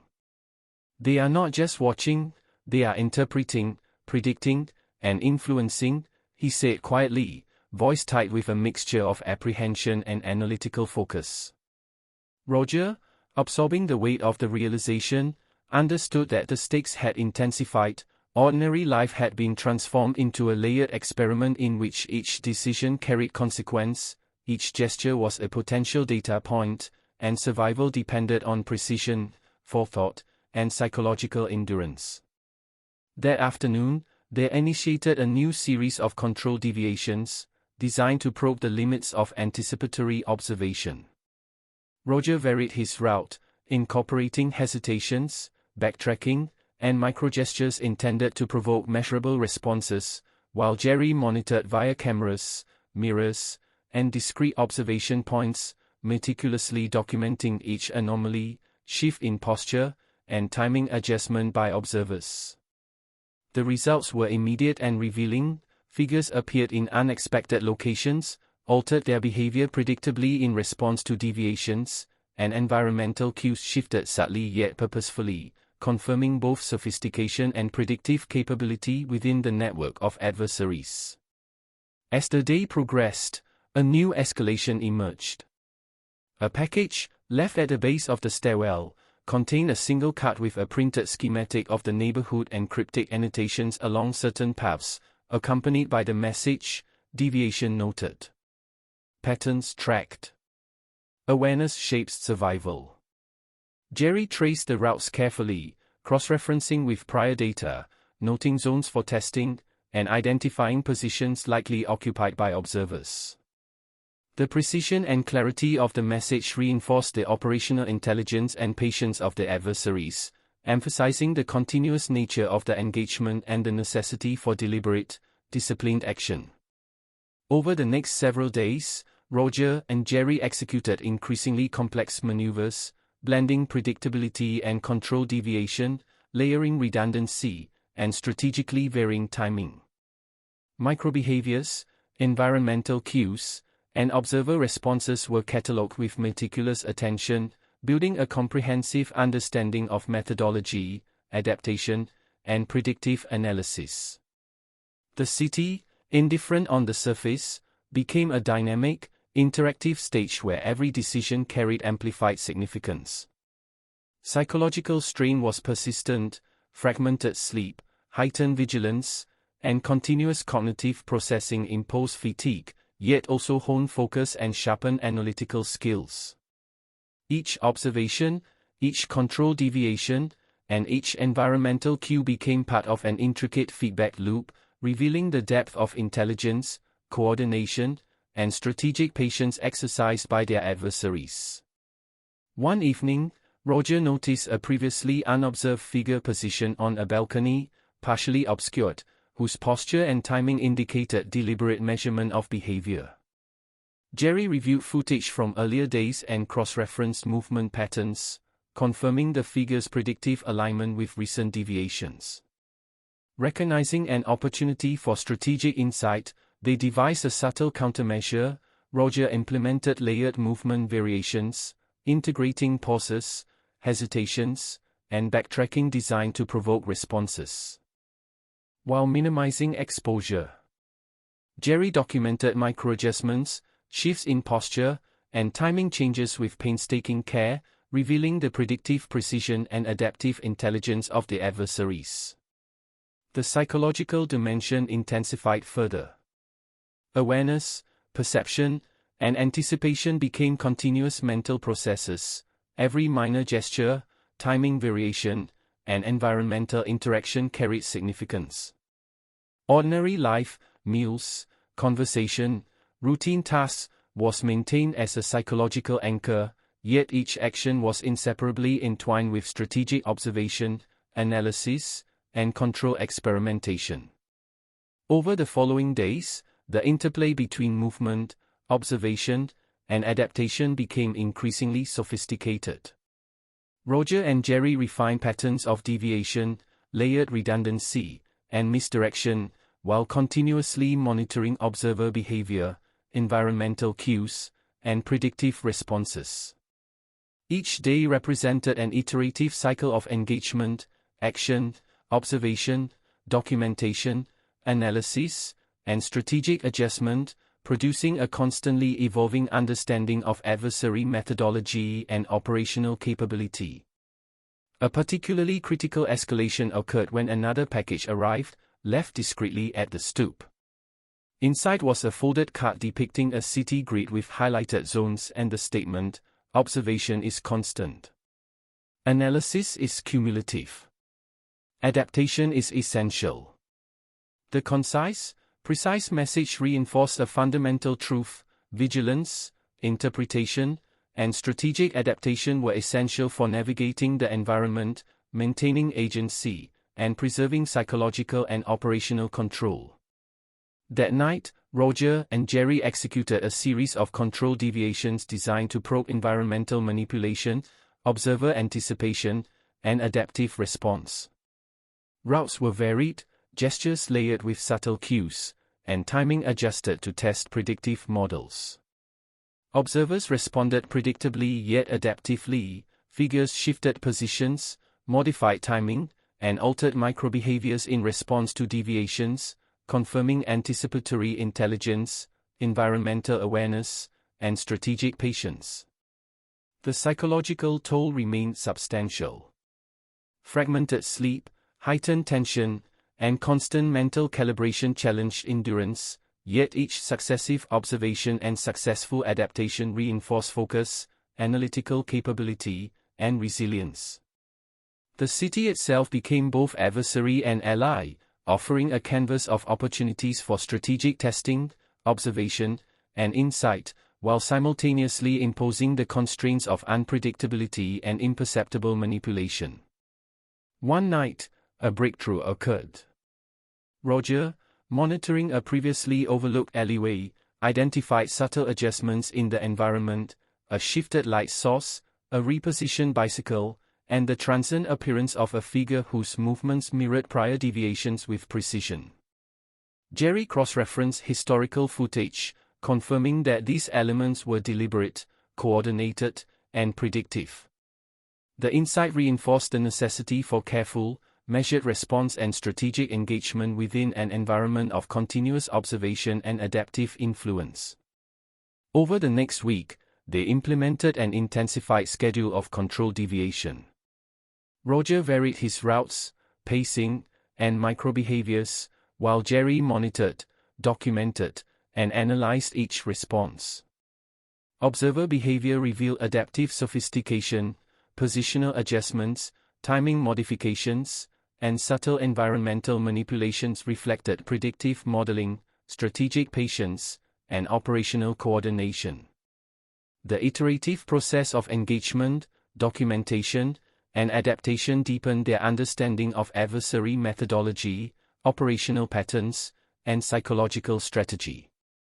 The week concluded with a final envelope, placed unobtrusively at the doorway. Inside was a single card bearing the message: "Observation is unending. Interpretation shapes outcome. Adaptation ensures survival." The succinct statement crystallized the principles that had emerged. Vigilance, analysis, and adaptive strategy were essential for navigating a world defined by impersonal precision and relentless scrutiny. As night fell over the city, Roger and Jerry prepared for another cycle of observation, strategic deviation, and documentation. Each movement, gesture, and decision carried amplified significance, demanding psychological resilience, foresight, and disciplined execution. The city's indifferent rhythm contrasted with the intensity of their engagement, underscoring the extraordinary vigilance, analytical rigor, and adaptive strategy required to maintain agency in an environment of continuous, impersonal observation. And so, with deliberate care, they continued to navigate the high-stakes interplay of perception, action, and adaptation, fully aware that their survival, understanding, and strategic advantage depended upon their ability to anticipate, interpret, and respond within a complex, impersonal, and unrelentingly precise system. The night had settled over the city like a taut membrane, the usual urban hum reduced to a distant murmur, leaving Roger and Jerry immersed in a tense, almost palpable stillness that seemed to heighten every shadow, every flicker of light, and every subtle sound. In the weeks that had passed, their lives had been meticulously transformed into a landscape of observation, anticipation, and strategic adaptation, where the boundary between ordinary existence and high-stakes engagement had dissolved. Roger sat at the window, coffee in hand, eyes tracing the familiar streets below with the intensity of a field operative, noting the angle of a street lamp, the cadence of passing vehicles, and the timing of pedestrians, each a potential signal, a piece of the intricate puzzle their unseen adversaries had woven around them. Jerry, seated across the room, reviewed the cumulative logs, notes, and video captures they had amassed, each observation carefully catalogued, analyzed, and cross-referenced to form a nuanced understanding of patterns, predictive behavior, and environmental manipulation. They had become both observers and participants in a complex game, one defined not by direct confrontation but by precision, patience, and the relentless pursuit of control within a landscape dominated by invisible intelligence. That evening, a new envelope appeared, slipped beneath the apartment door with almost imperceptible subtlety. Inside was a single card, containing a terse, typed message: "Convergence is imminent. Decisions are consequential. Observation persists." The brevity of the message carried a weight that neither man could ignore, and the word convergence suggested a forthcoming moment of critical interaction, a climax to the protracted psychological and operational engagement they had endured. Jerry traced the word on the card with a finger, his mind racing through prior patterns, deviations, and documented behaviors. "This suggests a culmination," he murmured. "All our movements, all our deviations, all our observations are leading to a critical intersection. We must anticipate, but we must also prepare for direct engagement, or at least for a scenario where our strategic control is challenged more intensely than before." Roger, feeling the familiar surge of tension, nodded slowly. "We've spent weeks learning their patterns, predicting responses, and managing our exposure. Now it seems they want to see how well we can navigate the final test. Every choice will matter, every hesitation will be recorded, and every micro-behavior could influence the outcome." Over the next hours, they meticulously planned for this anticipated convergence. Routes were refined, environmental variables were mapped, and layers of strategic redundancy were introduced into their movements. Microgestures, timing variations, and control deviations were calibrated to provoke measurable responses from any observer while maintaining maximum safety. Every conceivable outcome was hypothesized and integrated into contingency plans, with multiple adaptive strategies prepared to respond to the anticipated escalation. As the night deepened, the city outside became a canvas of subtle interaction, where shadows, reflections, and the faintest sounds could carry meaning. Roger left the apartment first, his path deliberately varied from prior routines, incorporating pauses, backtracking, and calculated gestures designed to measure response and provoke predictive adjustment. Jerry followed, observing remotely, documenting, and interpreting microbehaviors in real time. The environment itself seemed to react. A delivery truck stopped slightly longer than usual at a nearby intersection, a pedestrian loitered with careful timing, and shadows moved in patterns that suggested both observation and anticipatory coordination. Each response confirmed their expectation. The adversaries were adaptive, patient, and precise, prepared to challenge, control, and measure every action. At a critical intersection, Roger paused, allowing a figure to become fully visible for the first time. The figure's posture, timing, and subtle gestures suggested not only recognition of prior deviations but also anticipation of his next move. Jerry, monitoring, whispered under his breath, "They're testing our predictive capacity, measuring our strategic foresight, and evaluating our responses under pressure." This is the convergence they mentioned. Roger executed a series of control deviations, small steps forward, a pause, a microadjustment in posture, each designed to provoke measurable reaction while maintaining composure and safety. The figure shifted in response, precisely adapting to each movement, confirming predictive modeling and the capacity for immediate behavioral adjustment. Simultaneously, environmental cues adjusted subtly, streetlights flickered in a calculated rhythm, reflections revealed fleeting silhouettes, and minor objects moved just enough to alter perception. The orchestration of observation, prediction, and influence was evident. Their adversary's strategy was operating with a level of precision that demanded both analytical rigor and psychological endurance. As minutes passed, Roger and Jerry recognized a pattern. The convergence was not simply physical but psychological, a synthesis of environmental manipulation, observer anticipation, and strategic testing of mental resilience. They adjusted in real time, layering additional microdeviations, integrating redundancy in observation, and strategically engaging with environmental variables to maintain control within a highly dynamic and responsive system. The tension reached a peak as the figure mirrored the final sequence of deviations with near-perfect precision. Roger felt a surge of clarity, survival, comprehension, and agency depended not on resistance but on mastery of perception, strategic calculation, and adaptive response. Jerry, observing the culmination of patterns and adjustments, noted every subtle behavior with meticulous attention, recognizing the operational and psychological significance of each response, both in terms of predictive modeling and the broader engagement framework. Then, a final message was revealed, delivered subtly through the environment.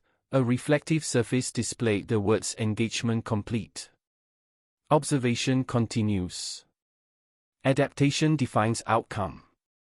The phrasing, precise and impersonal, signaled both the end of the immediate convergence and the continuation of the larger strategic framework in which Roger and Jerry had been operating. It emphasized the fundamental principles they had been applying for weeks: vigilance, interpretation, and adaptive strategy. As the city returned to its ordinary rhythm, they retreated to their apartment, reviewing every observation, deviation, and response from the convergence.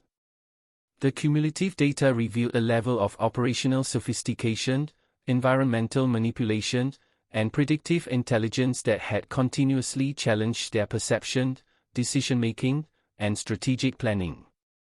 Yet, within this high-stakes engagement, Roger and Jerry recognized their own growth, heightened awareness, refined analytical ability, psychological resilience, and mastery of strategic adaptation.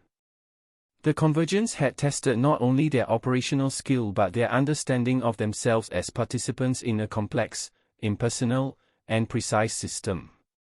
In the quiet aftermath, as dawn approached, they catalogued the final observations, integrated insights into their analytical models, and reflected on the psychological journey they had undergone.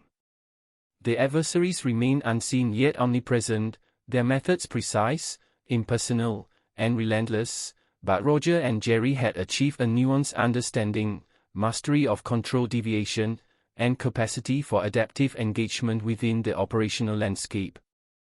They understood that while nothing had been personal in the literal sense, everything had carried consequence, each micro-decision, gesture, and environmental response had been measured, interpreted, and incorporated into a sophisticated predictive framework. Survival, comprehension, and agency had depended upon vigilance, clarity, and strategic adaptability. As the first rays of sunlight filtered through the blinds, Roger and Jerry finally allowed themselves a moment of stillness. The city outside continued its ordinary rhythm, oblivious to the invisible contest that had defined the previous weeks. Yet within the apartment, a profound sense of accomplishment and awareness settled over them. They had navigated an environment of relentless observation, adaptive intelligence, and precise operational influence, emerging with insight, control, and an understanding that in a world defined by impersonal scrutiny, mastery of perception and strategic response was the ultimate tool. And so, with the day beginning anew, they faced the future with measured vigilance, knowing that while engagement would continue in ways unseen and unpredictable, they had acquired the skill, clarity, and resilience to navigate the complexities of observation, anticipation, and adaptation, where nothing was personal, yet everything demanded attention, intelligence, and unwavering resolve.